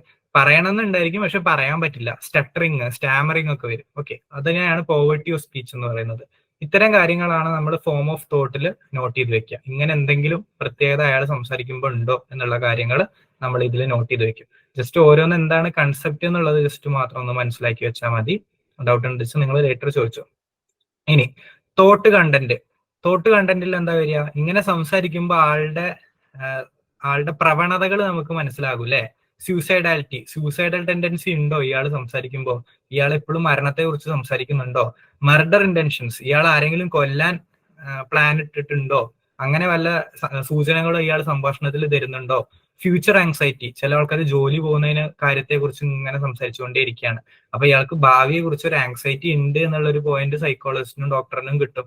ഓക്കെ. അപ്പൊ ഇങ്ങനെ എന്തെങ്കിലും കോമൺ ആയിട്ട് വരുന്ന പാറ്റേൺ റിപ്പീറ്റ് ചെയ്തിട്ട് ഇയാൾ സംസാരിക്കുന്നുണ്ടെങ്കിൽ അതാണ് നമ്മൾ ഈ തോട്ട് കണ്ടന്റിൽ നോട്ട് ചെയ്ത് വെക്കുന്നത്. സൂസൈഡാലിറ്റിയോ മർഡർ ഇന്റൻഷൻസോ അല്ലെങ്കിൽ ഫ്യൂച്ചർ ആൻസൈറ്റിയോ അതേപോലത്തെ എന്തെങ്കിലും നമ്മൾ എന്തെങ്കിലും നോട്ടബിൾ ആയിട്ടുള്ള പോയിന്റ് ഉണ്ടെങ്കിൽ അത് തോട്ട് കണ്ടന്റിൽ നമ്മൾ കുറിച്ച് വെക്കും. ഓക്കെ, ഇനി അടുത്തത് വരുന്നത് possession of thought. Possession of thought എന്ന് പറഞ്ഞാൽ ചില ആൾക്കാർക്ക് ഈ thought insertion, thought withdrawal, thought broadcasting എന്ന് പറഞ്ഞ 3 സംഭവങ്ങൾ ഫീൽ ചെയ്യാൻ സാധ്യതയുണ്ട്. 3 ഒരുമിച്ച് ഫീൽ ചെയ്യണമെന്നില്ല, ഏതെങ്കിലും ഒറ്റയ്ക്കായിട്ട് ഫീൽ ചെയ്യാം. ഓക്കെ, തോട്ട് ഇൻസേർഷൻ എന്ന് പറഞ്ഞാൽ ഇവര് പറയും എന്റെ ചിന്തകളൊന്നും എന്റെ നിയന്ത്രണത്തിലല്ല, പുറത്തുനിന്നുള്ള ഒരു ശക്തി എനിക്ക് ചിന്തകൾ തന്നുകൊണ്ടിരിക്കുകയാണ്, ഒരു ദൈവം എന്നോട് സംസാരിച്ചുകൊണ്ടിരിക്കുകയാണ്, ദൈവത്തിന്റെ വചനമാണ് ഞാൻ പറയുന്നത് എന്ന് പറയുന്ന ആൾക്കാരൊക്കെ നിങ്ങൾ വീഡിയോസിൽ കണ്ടിട്ടില്ലേ? ഇൻസ്റ്റാഗ്രാമിൽ ഒരു റീലിൽ എപ്പോഴും ഒരാൾ വരാറുണ്ട്, ഇങ്ങനെ പറയുന്ന ആൾക്കാരെ ഊക്കിക്കൊണ്ടിട്ടുള്ള ഒരാൾ, അയാളുടെ പേര് ഞാൻ മറന്നു. ഓക്കെ, അപ്പൊ അത് തോട്ട് ഇൻസേർഷൻ കാണിക്കുന്ന പേഷ്യൻസ് ആവാം അങ്ങനെയുള്ള ആൾക്കാർ. ഇവർക്കൊരു ഡിലൂഷനാണ്, ഒരു തെറ്റിദ്ധാരണയാണ്, ഒരു ഫോൾസ് ബിലീഫാണ്. അവരുടെ ചിന്തകളൊന്നും അവരുടെ ചിന്തകളല്ല, അത് പുറത്തുനിന്ന് ഒരാൾ ഇൻസേർട്ട് ചെയ്യുന്നതാണ് എന്നുള്ള ചിന്തകളുള്ള ആൾക്കാർ വരാം. അങ്ങനെ ഉണ്ടെങ്കിൽ നമ്മൾ തോട്ട് ഇൻസേർഷൻ എന്ന് എഴുതി വെക്കും. തോട്ട് വിഡ്രോവൽ എന്താ? ഈ ചിന്തകള് എന്നെ ചിന്തിക്കാൻ സമ്മതിക്കുന്നില്ല, ഗവൺമെന്റ് എന്നെ ചിന്തിക്കാൻ സമ്മതിക്കുന്നില്ല, ദൈവം എന്നെ ചിന്തിക്കാൻ സമ്മതിക്കുന്നില്ല, എന്റെ ചിന്തകളെ വലിച്ചു കൊണ്ടുപോകുന്നു. ഇപ്പൊ ഞാൻ ഫിസിക്സ് ടീച്ചർ ആണെങ്കിൽ എനിക്ക് ഫിസിക്സ് കണക്ക് ചെയ്യാൻ പറ്റുന്നില്ല, എന്റെ ചിന്തകളെ പുറത്തുനിന്ന് ഒരു ശക്തി വലിച്ചെടുത്തു പോകുന്നു എന്നുള്ള രീതിയിൽ ചില പേഷ്യൻസ് സംസാരിക്കാം. അതിനെയാണ് നമ്മൾ തോട്ട് വിഡ്രോവൽ എന്ന് പറയുന്നത്. തോട്ട് ബ്രോഡ്കാസ്റ്റിംഗ് എന്ന് പറഞ്ഞാൽ ഞാൻ ചിന്തിക്കുന്നത് ചുറ്റുള്ള ആൾക്കാർക്കെല്ലാം മനസ്സിലാകും എന്നുള്ളൊരു തെറ്റിദ്ധാരണ ഉള്ള പേഷ്യൻസ് ഉണ്ടായിരിക്കും. ഞാൻ ചിന്തിക്കുന്നത് ചുറ്റുള്ള ആൾക്കാർക്കെല്ലാം മനസ്സിലാവുന്നുണ്ട്, എന്റെ തോട്ട് ലീക്കായി പോകുന്നുണ്ട്, ബ്രോഡ്കാസ്റ്റ് ആയി പോകുന്നുണ്ട് എന്നുള്ളൊരു കൺസെപ്റ്റ്. അതിനെയാണ് തോട്ട് ബ്രോഡ്കാസ്റ്റിംഗ് എന്ന് പറയുന്നത്. അപ്പൊ അവര് എന്താ പറയാ, ഭയങ്കര പേടിച്ചിട്ടായിരിക്കും ജീവിക്കുക. ഇവർ എന്ത് ചിന്തിച്ചാലും അത് ചുറ്റുള്ള ആൾക്കാർക്ക് മനസ്സിലാക്കാൻ പറ്റും എന്നുള്ളൊരു പേടിയിലായിരിക്കും ഇത്തരത്തിലുള്ള പേഷ്യൻസ് ജീവിക്കുക. അങ്ങനെ എന്തെങ്കിലും സൂചനകൾ ഈ സംഭാഷണങ്ങളിൽ നിന്ന് കിട്ടുന്നുണ്ടോ എന്നുള്ളതാണ് നമ്മൾ തോട്ട് ബ്രോഡ്കാസ്റ്റിംഗിൽ നോട്ട് ചെയ്ത് വെക്കാറ്. ഇനി വേറെന്തൊക്കെയാണ് നമ്മൾ പെർസെപ്ഷൻ ഡിസ്റ്റർബൻസസിൽ നമ്മൾ നോട്ട് ചെയ്ത് വെക്കുന്നത്? ഹാലുസിനേഷൻ ഉണ്ടോ, ഡിലൂഷൻ ഉണ്ടോ, ഡീപേഴ്സണലൈസേഷൻ ഉണ്ടോ, ഡീറിയലൈസേഷൻ ഉണ്ടോ എന്നുള്ള കാര്യങ്ങളാണ്. ഹാലുസിനേഷൻ ആൻഡ് ഡിലൂഷൻ നിങ്ങൾ ചിലപ്പോൾ സ്കിസോഫ്രീനിയൊക്കെ പഠിച്ചപ്പോൾ കേട്ടിട്ടുള്ള ടേംസ് ആയിരിക്കും. ഹാലുസിനേഷൻ എന്ന് പറയുന്നത് ഇല്ലാത്ത കാഴ്ചകൾ കാണുകയും ഇല്ലാത്ത ശബ്ദങ്ങൾ കേൾക്കുകയും ചെയ്യുന്നതിനെയാണ് ഹാലുസിനേഷൻസ് എന്ന് പറയുന്നത്. വിഷ്വൽ ആകാം, ഓഡിറ്ററി ആകാം. ചില പേഷ്യൻസിൽ ടാക്ടൈൽ ഹാലുസിനേഷൻ ഒക്കെ വരാറുണ്ട്. ഈ ശരീരത്തിലൂടെ എന്തോ ജീവി പ്രവേശിക്കുന്നു, അതെന്റെ തൊലിയിലൂടെ നീങ്ങി പോകുന്നു എന്നൊക്കെ തോന്നുന്ന ആൾക്കാരുണ്ട്. ഓക്കെ, അപ്പൊ ജനറലി ഇല്ലാത്ത ആൾക്കാരെ കാണുന്നു, ഇല്ലാത്ത ശബ്ദങ്ങൾ കേൾക്കുന്നു, അതിനൊക്കെയാണ് നമ്മൾ ഹാലുസിനേഷൻ എന്ന് വിളിക്കുന്നത്. ഡിലൂഷൻ എന്താ? ഡിലൂഷൻ ഒരു ഫോൾസ് ബിലീഫാണ്, തെറ്റായ ഒരു വിശ്വാസമാണ്. ഈ തെറ്റായ വിശ്വാസത്തിൽ ഈ രോഗി മുറുകെ പിടിച്ചിട്ടുണ്ടായിരിക്കും. ചില ആൾക്കാർക്ക് അവരെ ഒരു ഗവൺമെന്റ് ഉദ്യോഗസ്ഥനെ എപ്പോഴും ഫോളോ ചെയ്യുന്നു, അവരെ കൊല്ലാൻ വേണ്ടി ശ്രമിക്കുന്നു എന്നുള്ള ഒരു ഡിലൂഷൻ ഉണ്ടായിരിക്കും, ഒരു തെറ്റായ വിശ്വാസം ഉണ്ടായിരിക്കും. ചില ആൾക്കാർക്ക് ഷാറുഖ് ഖാൻ എന്നെ പ്രേമിക്കുന്നു എന്നുള്ള ഒരു ഡിലൂഷൻ ഉണ്ടായിരിക്കും. അവര് പറയും ഞാൻ എപ്പോൾ ടി വി വെച്ചാലും ഷാറുഖ് ഖാന്റെ പടങ്ങളാണ് കാണുന്നത്, ഇതിന്റെ അർത്ഥം ഷാറുഖ് ഖാൻ എന്നെ ശക്തമായിട്ട് ആത്മാർത്ഥമായിട്ട് പ്രണയിക്കുന്നുണ്ട് എന്നുള്ളൊരു തെറ്റിദ്ധാരണ അവർക്ക് ഉണ്ടായിരിക്കും. അങ്ങനെയുള്ള ഫോൾസ് ബിലീഫുകളെ, വിശ്വാസങ്ങളെയാണ്, തെറ്റായ വിശ്വാസങ്ങളെയാണ് നമ്മൾ ഡിലൂഷൻസ് എന്ന് വിളിക്കുന്നത്. ഡീപേഴ്സണലൈസേഷൻ എന്ന് പറഞ്ഞാൽ ചില പേഷ്യൻസ് വന്ന് പറയും രാവിലെ ഞാൻ എഴുന്നേറ്റത് മുതൽ ഞാനല്ല എന്നൊരു തോന്നൽ എനിക്കുണ്ട്, അവരുടെ വ്യക്തിത്വം നശിച്ചു പോയതുപോലെ അവർക്ക് തോന്നും. അവർക്ക് ആ ഒരു ഇപ്പൊ നിങ്ങൾക്ക് നിങ്ങളാണെന്നുള്ളൊരു ഫീലിംഗ് ഉണ്ടല്ലോ, ആ ഒരു ഫീലിംഗ് ഇല്ലാത്ത പേഷ്യൻസ് ചിലപ്പോൾ വരും. അപ്പൊ നമ്മൾ നോട്ട് ചെയ്യും പേഷ്യന്റ് ഈസ് സഫറിങ് ഡീപേഴ്സണലൈസേഷൻ, ആ വ്യക്തിത്വം നശിച്ചു പോയൊരു പേഷ്യന്റ് ആണ് എന്ന് നോട്ട് ചെയ്യും. ഡീറിയലൈസേഷൻ എന്ന് പറഞ്ഞാൽ ഈ ലോകം ഒന്നുമല്ല ശരിക്കുള്ള ലോകം, ഇത് ഒക്കെ ഫേക്ക് ആണ്, എന്താ പറയാ, ഇതൊക്കെ ഒരു മിഥ്യയാണ്, ഇതെല്ലാം സിമുലേഷൻ ആണ്, ഈ ചുറ്റുള്ള ലോകമൊക്കെ റിയൽ അല്ല എന്ന് പറഞ്ഞു വരുന്ന ആൾക്കാരുണ്ടായിരിക്കും. അവരെ സംബന്ധിച്ചിടത്തോളം ചിലപ്പോൾ വേറെ വല്ല സ്ഥലങ്ങളിലേക്കും പോകണമെന്നോ അല്ലെങ്കിൽ മരണശേഷം എത്തുന്നതൊക്കെ ആയിരിക്കും ശരിക്കുള്ള ലോകം എന്നുള്ള കൺസെപ്റ്റ് ആയിരിക്കും. ഇതെല്ലാം ഫേക്ക് ആണ്, ബാക്കിയുള്ള എല്ലാം ഫേക്ക് ആണെന്ന് പറയുന്ന ആൾക്കാരുണ്ടായിരിക്കും. അപ്പൊ അവർക്ക് ഡീറിയലൈസേഷൻ ആണ് സഫർ ചെയ്യുന്നത്, റിയാലിറ്റി തിരിച്ചറിയാൻ പറ്റുന്നില്ല എന്നുള്ളതൊക്കെ നമ്മൾ ഈ ഒരു സെക്ഷനിൽ നോട്ട് ചെയ്ത് വെക്കാം. ഇനി കൊഗ്നീഷനിൽ എന്തൊക്കെയാ വരിക? കൊഗ്നീഷനിൽ സാധാരണ നമ്മൾ ഒരാളുടെ അറ്റൻഷൻ, കോൺസെൻട്രേഷൻ ഒക്കെ മെഷർ ചെയ്യുന്ന ആ ഒരു കൺസെപ്റ്റ് തന്നെയാണ് വരുന്നത്. ഓറിയന്റേഷൻ, സ്ഥലകാലബോധം വ്യക്തിക്കുണ്ടോ? നമ്മൾ ആ പേഷ്യന്റിനോട് സിമ്പിൾ ആയിട്ട് 2 ചോദ്യം ചോദിച്ചാൽ മതി. ഇന്ന് ഏതാ ദിവസം എന്ന് ചോദിക്കും. ഇപ്പൊ പേഷ്യന്റ് കറക്റ്റ് ദിവസം തിങ്കളാഴ്ചയാണ് വെള്ളിയാഴ്ചയാണ് എന്നാ മറുപടി പറയുന്നതെങ്കിൽ ഓറിയന്റേഷൻ ഒക്കെയാണ്. അല്ലെങ്കിൽ ഇപ്പൊ എത്രയോ സമയം എന്ന് ചോദിക്കും. അപ്പൊ രാവിലെ ആണെങ്കിൽ രാത്രി എന്ന് പേഷ്യന്റ് പറഞ്ഞാൽ ഓറിയന്റേഷൻ എന്തോ പ്രശ്നമുണ്ട് എന്ന് നമുക്ക് മനസ്സിലാക്കാൻ പറ്റും. അങ്ങനെ സ്ഥലകാലബോധം പേഷ്യന്റിനുണ്ടോ? ഏത് വർഷമാണ്, ഏത് ദിവസമാണ്, ഏത് മാസമാണ്, പിന്നെ രാത്രിയാണോ പകലാണോ എന്നുള്ള ബോധം പേഷ്യന്റിനുണ്ടോ എന്നുള്ളത് നമ്മൾ ഓറിയന്റേഷൻ വെച്ചിട്ട് നോക്കും. അറ്റൻഷന്റെ പ്രത്യേകത എന്താ? ശ്രദ്ധിക്കുന്നുണ്ടോ എന്ന് നോക്കും. നമ്മൾ പറയുന്ന കാര്യങ്ങൾ ശ്രദ്ധിച്ച് കേട്ട് അതിന് മറുപടി പറയാൻ പേഷ്യന്റിന് പറ്റുന്നുണ്ടോ എന്നുള്ള കാര്യം നമ്മൾ നോട്ട് ചെയ്യും. വേണമെങ്കിൽ നമ്മൾ ഒരു 5 അക്ക സംഖ്യ പേഷ്യന്റിന് പറഞ്ഞു കൊടുക്കും. 1, 2, 3, 4, 5 എന്നിട്ട് അത് തിരിച്ചു പറയാൻ പറയും. അപ്പൊ അറ്റൻഡ് ചെയ്ത പേഷ്യന്റ് ആണെങ്കിൽ അത് തിരിച്ചു പറയാൻ പറ്റുള്ളൂ, ഇല്ലെങ്കിൽ പറയാൻ പറ്റില്ല. അങ്ങനെ അറ്റൻഷൻ എന്തെങ്കിലും കുഴപ്പമുണ്ടോ നോക്കും. മെമ്മറി, ഓർമ്മ ശക്തിക്ക് പേഷ്യന്റിന് എന്തെങ്കിലും കുഴപ്പമുണ്ടോ നോക്കും. അതിൽ നമ്മൾ ഇമീഡിയറ്റ് മെമ്മറി നോക്കാറുണ്ട്. ഇമീഡിയറ്റ് മെമ്മറി എന്ന് പറയുമ്പോൾ ഇപ്പൊ നമ്മൾ പറഞ്ഞതുപോലെ ഒരു വാക്ക് പറഞ്ഞിട്ട് അത് തിരിച്ചു പറയാൻ പറയും. അങ്ങനെ പറയാൻ പറ്റുന്നുണ്ടെങ്കിൽ ആ പേഷ്യന്റിന്റെ ഇമീഡിയറ്റ് മെമ്മറിക്ക് കുഴപ്പമൊന്നുമില്ല. നമ്മൾ പറഞ്ഞ വാക്ക് അപ്പൊ തന്നെ മറന്നു പോവാണെങ്കിൽ ആ മെമ്മറിക്ക് എന്തെങ്കിലും പ്രശ്നമുണ്ട് എന്നുള്ളൊരു പോയിന്റ്. പിന്നെ റീസെന്റ് മെമ്മറി എന്ന് പറഞ്ഞാൽ ഷോർട്ട് ടേം മെമ്മറി എന്നൊക്കെ നമ്മൾ വിളിക്കുന്ന ആ സംഭവം തന്നെയാണ്. തൊട്ടടുത്ത് നടന്നിട്ടുള്ള ഒരു സംഭവം നമ്മൾ ചോദിക്കും. ഫോർ എക്സാമ്പിൾ 24 മണിക്കൂറിന്റെ ഉള്ളിൽ നടന്നിട്ടുള്ള ഒരു കാര്യം ചോദിക്കും. രാവിലെ എന്താ കഴിച്ചതെന്നാവാം, അല്ലെങ്കിൽ എന്താ പറയുക ഉച്ചയ്ക്ക് എന്താ കഴിച്ചതെന്നോ, അല്ലെങ്കിൽ രാവിലെ വന്നപ്പോ ബസ് ഏതായിരുന്നോ, അങ്ങനെ എന്തെങ്കിലും ചെറിയ ചോദ്യം. ആ ദിവസം തന്നെ നടന്നിട്ടുള്ള ചെറിയ എന്തെങ്കിലും കാര്യത്തെ നമ്മൾ ചോദിക്കും. അതിനെയാണ് റീസെന്റ് മെമ്മറിയിൽ നമ്മൾ മെഷർ ചെയ്യുക. റിമോട്ട് മെമ്മറി എന്ന് പറഞ്ഞാൽ ലോങ് ആയിട്ടുള്ള കാര്യം. പേഷ്യന്റ് 3ാം ക്ലാസ് പഠിച്ച സ്കൂൾ ഏതാണ്, അല്ലെങ്കിൽ 10ാം ക്ലാസ്സിലെ പേഷ്യന്റിന്റെ മാർക്ക് എത്രയായിരുന്നു, അല്ലെങ്കിൽ ഡിഗ്രി ഏത് വിഷയമാണ് പഠിച്ചത്, അങ്ങനെ ഒരുപാട് വർഷങ്ങൾ മുൻപ് നടന്ന കാര്യങ്ങളൊക്കെ നമ്മൾ ചിലപ്പോൾ ചോദിക്കും. അതിനെയാണ് റിമോട്ട് മെമ്മറി ടെസ്റ്റിംഗ് അല്ലെങ്കിൽ റിമോട്ട് മെമ്മറി മെഷർ ചെയ്യാൻ വേണ്ടി ശ്രമിക്കുന്നത് എന്ന് പറയുന്നത്. ഇതിൽ എന്തെങ്കിലും പ്രശ്നങ്ങൾ ഉണ്ടെങ്കിൽ നമ്മൾ അത് നോട്ട് ചെയ്ത് വെക്കും. ഇന്റലിജൻസ് നമ്മൾ സാധാരണ മെഷർ ചെയ്യാൻ വേണ്ടിയിട്ട്, ബുദ്ധിശക്തി മെഷർ ചെയ്യാൻ വേണ്ടിയിട്ട് വളരെ സിമ്പിൾ ആയിട്ടുള്ള എന്തെങ്കിലും കണക്ക് കൊടുക്കുകയോ, അല്ലെങ്കിൽ 2+3 എത്രയാണെന്നോ, അല്ലെങ്കിൽ ജനറൽ നോളജിന്റെ എന്തെങ്കിലും ചോദ്യം ചോദിക്കുകയോ. ഇപ്പൊ കേരളത്തിന്റെ മുഖ്യമന്ത്രി അറിയാത്ത ആൾക്കാരുണ്ടായിരിക്കില്ല. അധികം എല്ലാ 90% ആൾക്കാർക്കും അറിയുമായിരിക്കും. അപ്പൊ നമ്മൾ കേരളത്തിന്റെ മുഖ്യമന്ത്രി ആരാണെന്ന് ചോദിക്കും. അത് ഉത്തരം പറയാൻ പറ്റുന്നുണ്ടെങ്കിൽ ഇന്റലിജൻസ് ഓക്കെ ആണ് എന്നുള്ള രീതിയിൽ നമ്മൾ നോട്ട് ചെയ്യും. പിന്നെ അബ്സ്ട്രാക്ട് റീസണിങ് എന്ന് പറയുമ്പോൾ ആപ്പിളും ഓറഞ്ചും തമ്മിലുള്ള സിമിലാരിറ്റീസ് എന്തൊക്കെയാണ്, വ്യത്യാസങ്ങൾ എന്തൊക്കെയാണെന്ന് നമുക്ക് വേണമെങ്കിൽ ചോദിക്കാം. ഓക്കെ, അപ്പൊ ആപ്പിള് ഓറഞ്ച് എന്ന് സങ്കല്പിച്ചിട്ട് അതിനെ തരംതിരിക്കാൻ ആ പേഷ്യന്റിന് പറ്റുന്നുണ്ടെങ്കിൽ അബ്സ്ട്രാക്ട് റീസണിങ് ഉണ്ട് എന്ന് പറയും, ഇല്ലെങ്കിൽ അബ്സ്ട്രാക്ട് റീസണിങ് ഇല്ല എന്ന് പറയും. ഓക്കെ, സിമിലാരിറ്റീസ് ആൻഡ് ഡിഫറൻസസ് ഒക്കെ ചോദിച്ചിട്ട് നമുക്ക് വേണമെങ്കിൽ അബ്സ്ട്രാക്ട് റീസണിങ് മെഷർ ചെയ്യാൻ വേണ്ടി പറ്റും. ജഡ്ജ്മെന്റ് മെഷർ ചെയ്യാൻ വേണ്ടിയിട്ട് നമ്മൾ സിമ്പിൾ ആയിട്ട് ഒരു സിനാരിയോ കൊടുക്കും. ഉദാഹരണത്തിന് പേഷ്യന്റ് റോഡിലൂടെ ഇങ്ങനെ നടന്നു പോകുമ്പോൾ ഒരു കളഞ്ഞു പോയ ഒരു പേഴ്സ് കിട്ടുന്നു. അങ്ങനെ ഒരു പേഴ്സ് കിട്ടുകയാണെങ്കിൽ ആ പേഷ്യന്റ് എന്ത് ചെയ്യും? അപ്പോൾ ശരിയായ ജഡ്ജ്മെന്റ് ഉള്ള ഒരു വ്യക്തിയാണെങ്കിൽ അയാൾ പറയും, ഞാൻ അതിൽ അഡ്രസ്സ് വല്ലതും ഉണ്ടെങ്കിൽ, ആധാർ കാർഡ് എന്തെങ്കിലും ഉണ്ടെങ്കിൽ ആ പേഴ്സ് തിരിച്ചവിടെ കൊണ്ടുവയ്ക്കാൻ ശ്രമിക്കും, അല്ലെങ്കിൽ തിരിച്ചേൽപ്പിക്കാൻ ശ്രമിക്കും, അല്ലെങ്കിൽ പോലീസിൽ ഏൽപ്പിക്കാൻ വേണ്ടി ശ്രമിക്കും എന്നുള്ള രീതിയിൽ പറയുന്ന ആൾക്കാർക്ക് ശരിയായ ജഡ്ജ്മെന്റ് ആണ് എന്ന് നമ്മൾ പറയും. അല്ല, അങ്ങനത്തെ ചില ആൾക്കാർ പറയും ആ പേഴ്സ് ഞാൻ ദൂരേക്ക് വലിച്ചെറിയുന്നോ, അല്ലെങ്കിൽ ആ പേഴ്സിന്റെ പൈസ ഞാൻ എടുക്കുന്നോ, അങ്ങനെയൊക്കെ പറയുന്ന ആൾക്കാർക്ക് ജഡ്ജ്മെന്റിൽ എന്തെങ്കിലും പ്രശ്നമുണ്ട് എന്ന് നമ്മൾ പറയും. ഓക്കെ, ഒരു സിറ്റുവേഷനിൽ കറക്റ്റ് ആയിട്ട് അവർക്ക് പ്രവർത്തിക്കാൻ പറ്റുന്നുണ്ടോ എന്ന് അറിയുന്നതാണ് നമ്മൾ ജഡ്ജ്മെന്റിൽ മെഷർ ചെയ്യുക. അപ്പൊ ഇത്രയും കാര്യങ്ങളൊക്കെ നമ്മൾ ഈ ഒരു സെക്ഷനിൽ നോട്ട് ചെയ്യും. ഇനി ലാസ്റ്റ് MSCയിൽ വരുന്നത് ഇൻസൈറ്റ് എന്ന് പറയുന്ന ഒരു സംഭവമാണ്. ഇൻസൈറ്റിൽ എന്താ വരിക? Patients understanding of whether or not they have mental illness. ചില രോഗികൾക്ക് അവർക്ക് ഡിപ്രഷൻ ഉണ്ട്, അവർക്ക് ആങ്സൈറ്റി ഉണ്ട്, അവർക്ക് ഫോബിയ ഉണ്ട്, അവർക്ക് സ്കിസോഫ്രീനിയ ഉണ്ട് എന്നൊക്കെ നല്ല ബോധം ഉണ്ടായിരിക്കും. ചില ആൾക്കാർക്ക് അത് അറിയേ ഉണ്ടായിരിക്കില്ല. ഓക്കെ, അവർക്ക് ആ രോഗത്തെ കുറിച്ചുള്ള ഒരു ബോധം ഉണ്ടായിരിക്കില്ല. അത് എത്രത്തോളം ആ പേഷ്യന്റിന് ഉണ്ട് എന്നുള്ളതാണ് നമ്മൾ ഇൻസൈറ്റിൽ നോട്ട് ചെയ്യുക. അവർക്ക് തന്നെ അറിയോ അവർക്ക് രോഗങ്ങൾ ഉണ്ട് എന്നുള്ള കാര്യം, അതോ എന്താ പറയുക അവർ അത് അറിയാതെയാണോ ജീവിക്കുന്നത് എന്നുള്ള കാര്യം. അപ്പോൾ അവർക്ക് തന്നെ നല്ല ബോധമുണ്ട്, അവർക്ക് മാനസിക രോഗങ്ങൾ ഉണ്ട് എന്നാണെങ്കിൽ ഈ ഇൻസൈറ്റ്, നല്ല ഇൻസൈറ്റ് ഉള്ള, ഹൈ ഇൻസൈറ്റ് ഉള്ള പേഷ്യന്റ് ആണെന്ന് നമ്മൾ പറയും.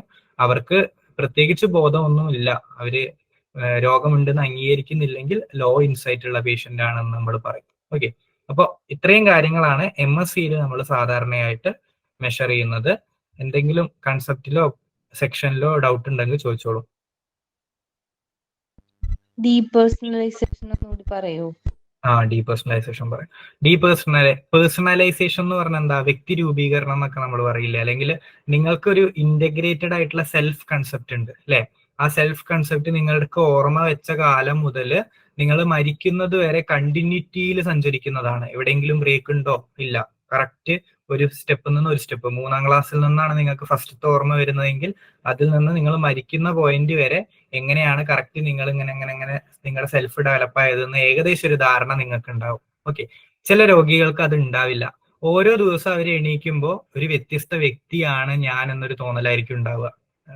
മൾട്ടിപ്പിൾ പേഴ്സണാലിറ്റി ഡിസോർഡർ ഒക്കെ പറയില്ലേ, ഇപ്പോ ഏതാ മണിച്ചിത്രത്താഴ്, അതിലൊക്കെ വരുന്ന സാധനം തന്നെ. അതിപ്പോ ഓരോ വ്യക്തിക്കും ഓരോ പേഴ്സണാലിറ്റി അല്ലേ, ഓരോ രൂപത്തിനും ഓരോ പേഴ്സണാലിറ്റി അല്ലേ കാണിക്കുന്നത്. അതേപോലെ ഈ വ്യക്തി ഒരു ദിവസം എണീക്കുമ്പോൾ ആ വ്യക്തിക്ക് ചിലപ്പോൾ തോന്നും ഞാനൊരു എഞ്ചിനീയർ ആണ്, രണ്ടാമത്തെ ദിവസം എണീക്കുമ്പോൾ തോന്നും അയാളൊരു സയന്റിസ്റ്റ് ആണ്, ഡോക്ടർ ആണ് എന്നൊക്കെ തോന്നും. ഇങ്ങനത്തെ രോഗലക്ഷണങ്ങളായിട്ട് വരുന്ന ആൾക്കാർക്ക് ഒരു ഇന്റഗ്രേറ്റഡ് സെൽഫ് കൺസെപ്റ്റ് ഇല്ല. അവരെപ്പോഴും ഡീപേഴ്സണലൈസ്ഡ് ആണ്. അവരുടെ വ്യക്തിത്വം ഓരോ ദിവസവും മാറിക്കൊണ്ടിരിക്കുന്നതാണ്, നശിക്കുന്നതാണ് എന്നുള്ളൊരു കൺസെപ്റ്റ് വെച്ചിട്ടാണ് നമ്മൾ ഈ ടേം ഉദ്ദേശിക്കുന്നത്. ക്ലിയർ ആയോ? Okay sir. വേറെ എന്തെങ്കിലും ഡൗട്ട് ഉണ്ടോ?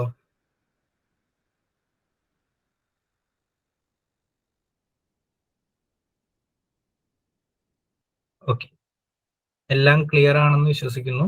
എന്തെങ്കിലും ടേംസ് എപ്പോഴെങ്കിലും ഇനി ഈ സ്ലൈഡ്സ് പിന്നെ വായിക്കുമ്പോഴോ അങ്ങനെ എന്തെങ്കിലും ടാൻജൻഷ്യാലിറ്റിയോ സർക്കംസ്റ്റാൻഷ്യാലിറ്റിയോ എന്തെങ്കിലും ഡൗട്ട് ഉണ്ടെങ്കിൽ ചോദിച്ചോളൂ, നമുക്ക് ക്ലിയർ ചെയ്യാം.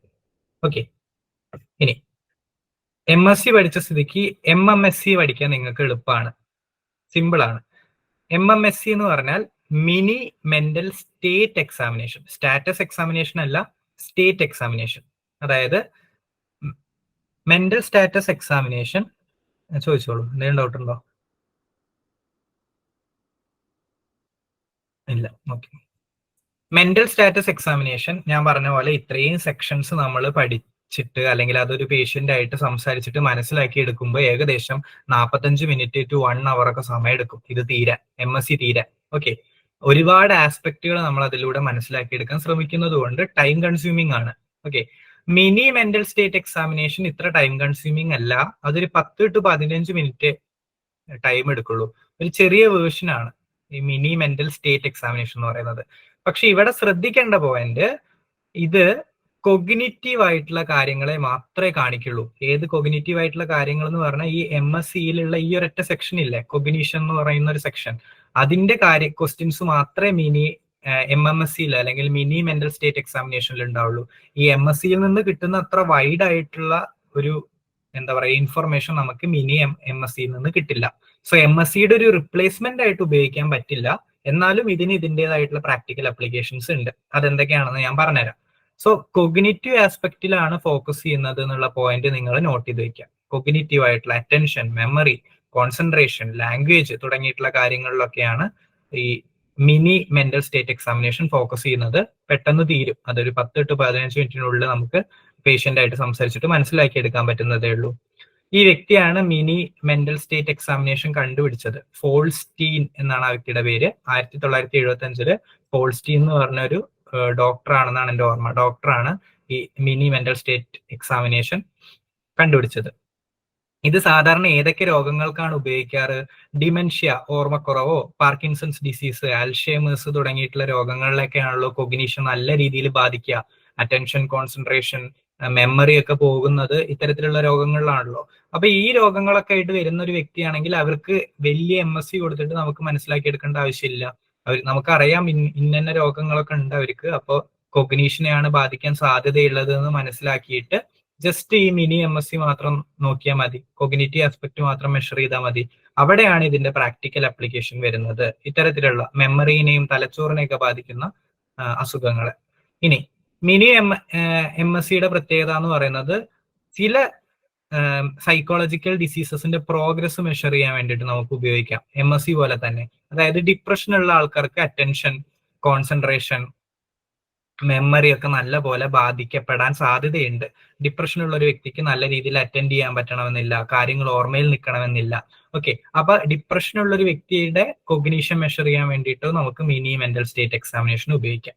ഇൻ ജനറൽ കൊഗ്നിറ്റീവ് ആസ്പെക്റ്റിൽ മാത്രമേ ഇത് ഫോക്കസ് ചെയ്യുന്നുള്ളൂ, ബാക്കിയുള്ള എല്ലാ കാര്യങ്ങളും ഇതിൽ നോക്കുന്നില്ല എന്നുള്ളതാണ് കീ ഫാക്ടർ, അതിന്റെ ഇമ്പോർട്ടന്റ് പോയിന്റ്.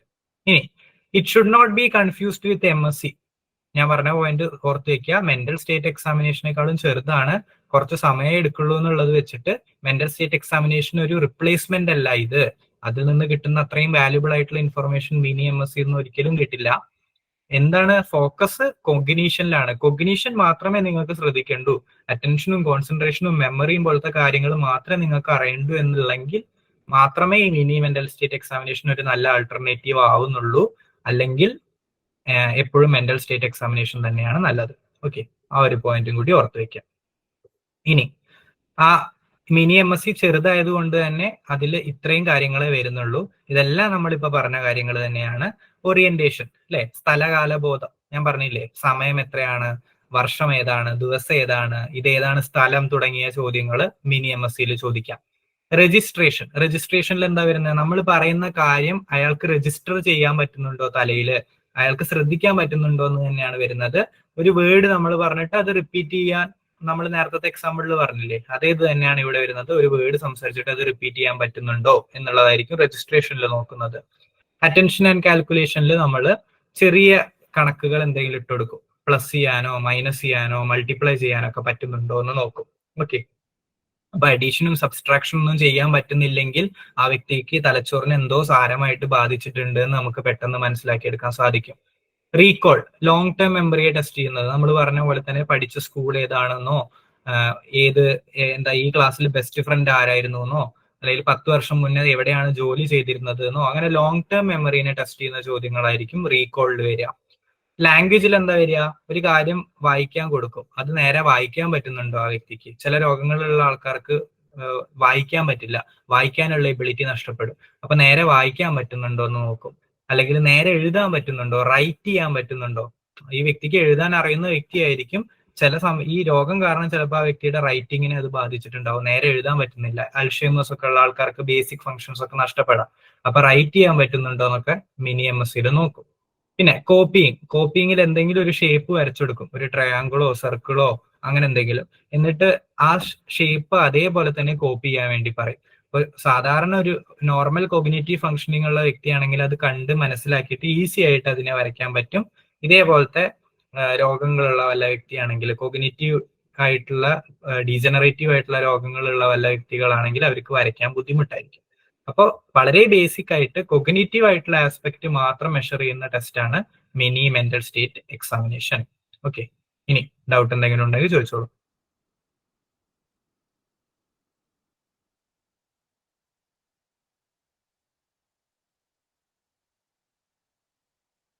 ക്ലിയർ ആയെന്ന് വിശ്വസിക്കുന്നു. MScയുടെ റിപ്ലേസ്മെന്റ് അല്ല, ജസ്റ്റ് കോഗ്നിറ്റീവ് ആയിട്ടുള്ള എലമെന്റ് മാത്രമേ ഇതിൽ നോട്ട് ചെയ്യുന്നുള്ളൂ. ഈ കോഗ്നിറ്റീവ് ആയിട്ട് ബാധിക്കുന്ന രോഗങ്ങളെ മെഷർ ചെയ്യാൻ വേണ്ടിയിട്ട്, അല്ലെങ്കിൽ അതിന്റെ ഒരു പ്രിലിമിനറി ഇൻഫർമേഷൻ എടുക്കാൻ വേണ്ടിയിട്ട് മാത്രമേ ഇത് ഉപയോഗിക്കുന്നുള്ളൂ എന്നുള്ള പോയിന്റ് നോട്ട് ചെയ്യാം.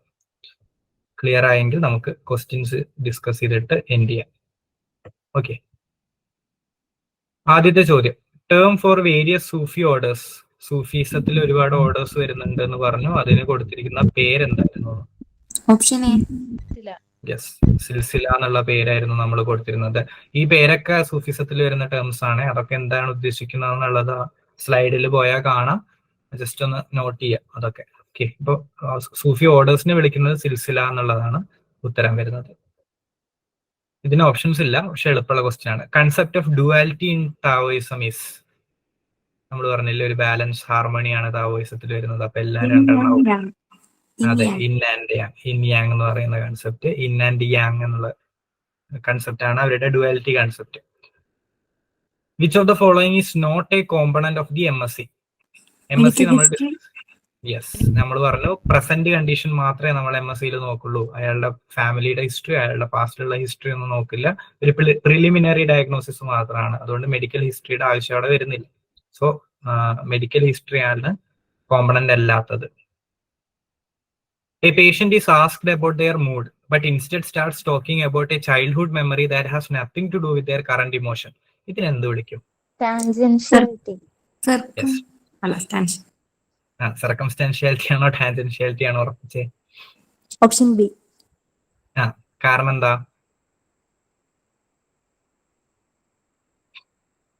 ഞാൻ പറഞ്ഞു, പറഞ്ഞോളൂ. അല്ല, ഒരു ബന്ധമില്ലാത്ത കാര്യമാണ്. അതാണ് ഓർത്ത് വെക്കാനുള്ള എളുപ്പമുള്ള പോയിന്റ് എന്ന് പറയുന്നത്. ഒരു ബന്ധമില്ലാത്ത ഉത്തരാണ് കൊടുത്തത് അല്ലെ. മൂഡ് എങ്ങനെയുണ്ടെന്ന് ചോദിച്ചപ്പോൾ ചൈൽഡ്ഹുഡ് മെമ്മറിയാണ് പറയുന്നത്, കുട്ടിക്കാലത്തൊരു ഓർമ്മയാണ് പറയുന്നത്. ഒരു റിലേഷനും ഇല്ലാത്ത ആൻസർ ആണെങ്കിൽ ടാൻജൻഷ്യാലിറ്റി. സർക്കംസ്റ്റാൻഷ്യാലിറ്റി എന്ന് പറഞ്ഞാൽ ഈ ചിലപ്പോൾ മൂഡിനെ ആയിരിക്കും സംസാരിക്കുക, നല്ല ഡീറ്റെയിൽ ആയിട്ട് ആവശ്യമില്ലാത്ത കാര്യങ്ങളൊക്കെ ഡിസ്കസ് ചെയ്തിട്ട് അവസാനം മൂഡിനെ കുറിച്ച് ഇങ്ങനെ പറഞ്ഞ് കൺക്ലൂഡ് ചെയ്യും. അതാണ് സർക്കംസ്റ്റാൻഷ്യാലിറ്റിയുടെ പ്രത്യേകത. ഓക്കെ, ഇപ്പൊ ടാൻജൻഷ്യാലിറ്റി ആണ് ഇവിടെ ഉത്തരം വരുന്നത്. MMSE is primarily used to assess എന്ത് മെഷർ ചെയ്യാൻ വേണ്ടിയിട്ടാണ് മിനി മെന്റൽ സ്റ്റാറ്റസ് എക്സാമിനേഷൻ ഉപയോഗിക്കുന്നത്? അതെ, കോഗ്നിറ്റീവ് ഫങ്ഷൻസ് മെഷർ ചെയ്യാൻ വേണ്ടിയിട്ടാണ് ഉപയോഗിക്കുന്നത്. അത് മറക്കരുത്. മെന്റൽ സ്റ്റാറ്റസ് എക്സാമിനേഷനിൽ നമുക്ക് ഹാലൂസിനേഷനും ഡിലൂഷനും എന്താ പറയുക, തോട്ട് വിഡ്രോവൽ, തോട്ട് ഇൻസേർഷൻ, അങ്ങനെ ഒരുപാട് വൈഡായിട്ട് സ്പീച്ചിന്റെ സ്പീഡ്, റേറ്റ്, അങ്ങനത്തെ കുറെ കാര്യങ്ങൾ അതിൽ നമുക്ക് നോട്ട് ചെയ്യാൻ പറ്റും. അത്രയും സ്കോപ്പ് MMSക്ക് ഇല്ല. ഇത് ബേസിക്കലി കോഗ്നിറ്റീവ് ഫങ്ഷൻസ് മാത്രം നോട്ട് ചെയ്യാൻ വേണ്ടിയിട്ട് യൂസ് ചെയ്യുന്ന ഒരു ചെറിയ ടെസ്റ്റ് ആണ്. ഓക്കെ, സോ ഇതൊക്കെ ഈ രണ്ട് ടൂൾസും കേസ് ഹിസ്റ്ററിയിൽ ഒരു പേഷ്യന്റ് നിങ്ങളുടെ മുന്നിൽ വന്നിട്ട് കേസ് എടുക്കുമ്പോൾ നിങ്ങൾക്ക് യൂസ് ചെയ്യാൻ പറ്റുന്ന സാധനമാണ്. ഓക്കെ, നമുക്ക് ക്ലാസ് എൻഡ് ചെയ്യാം.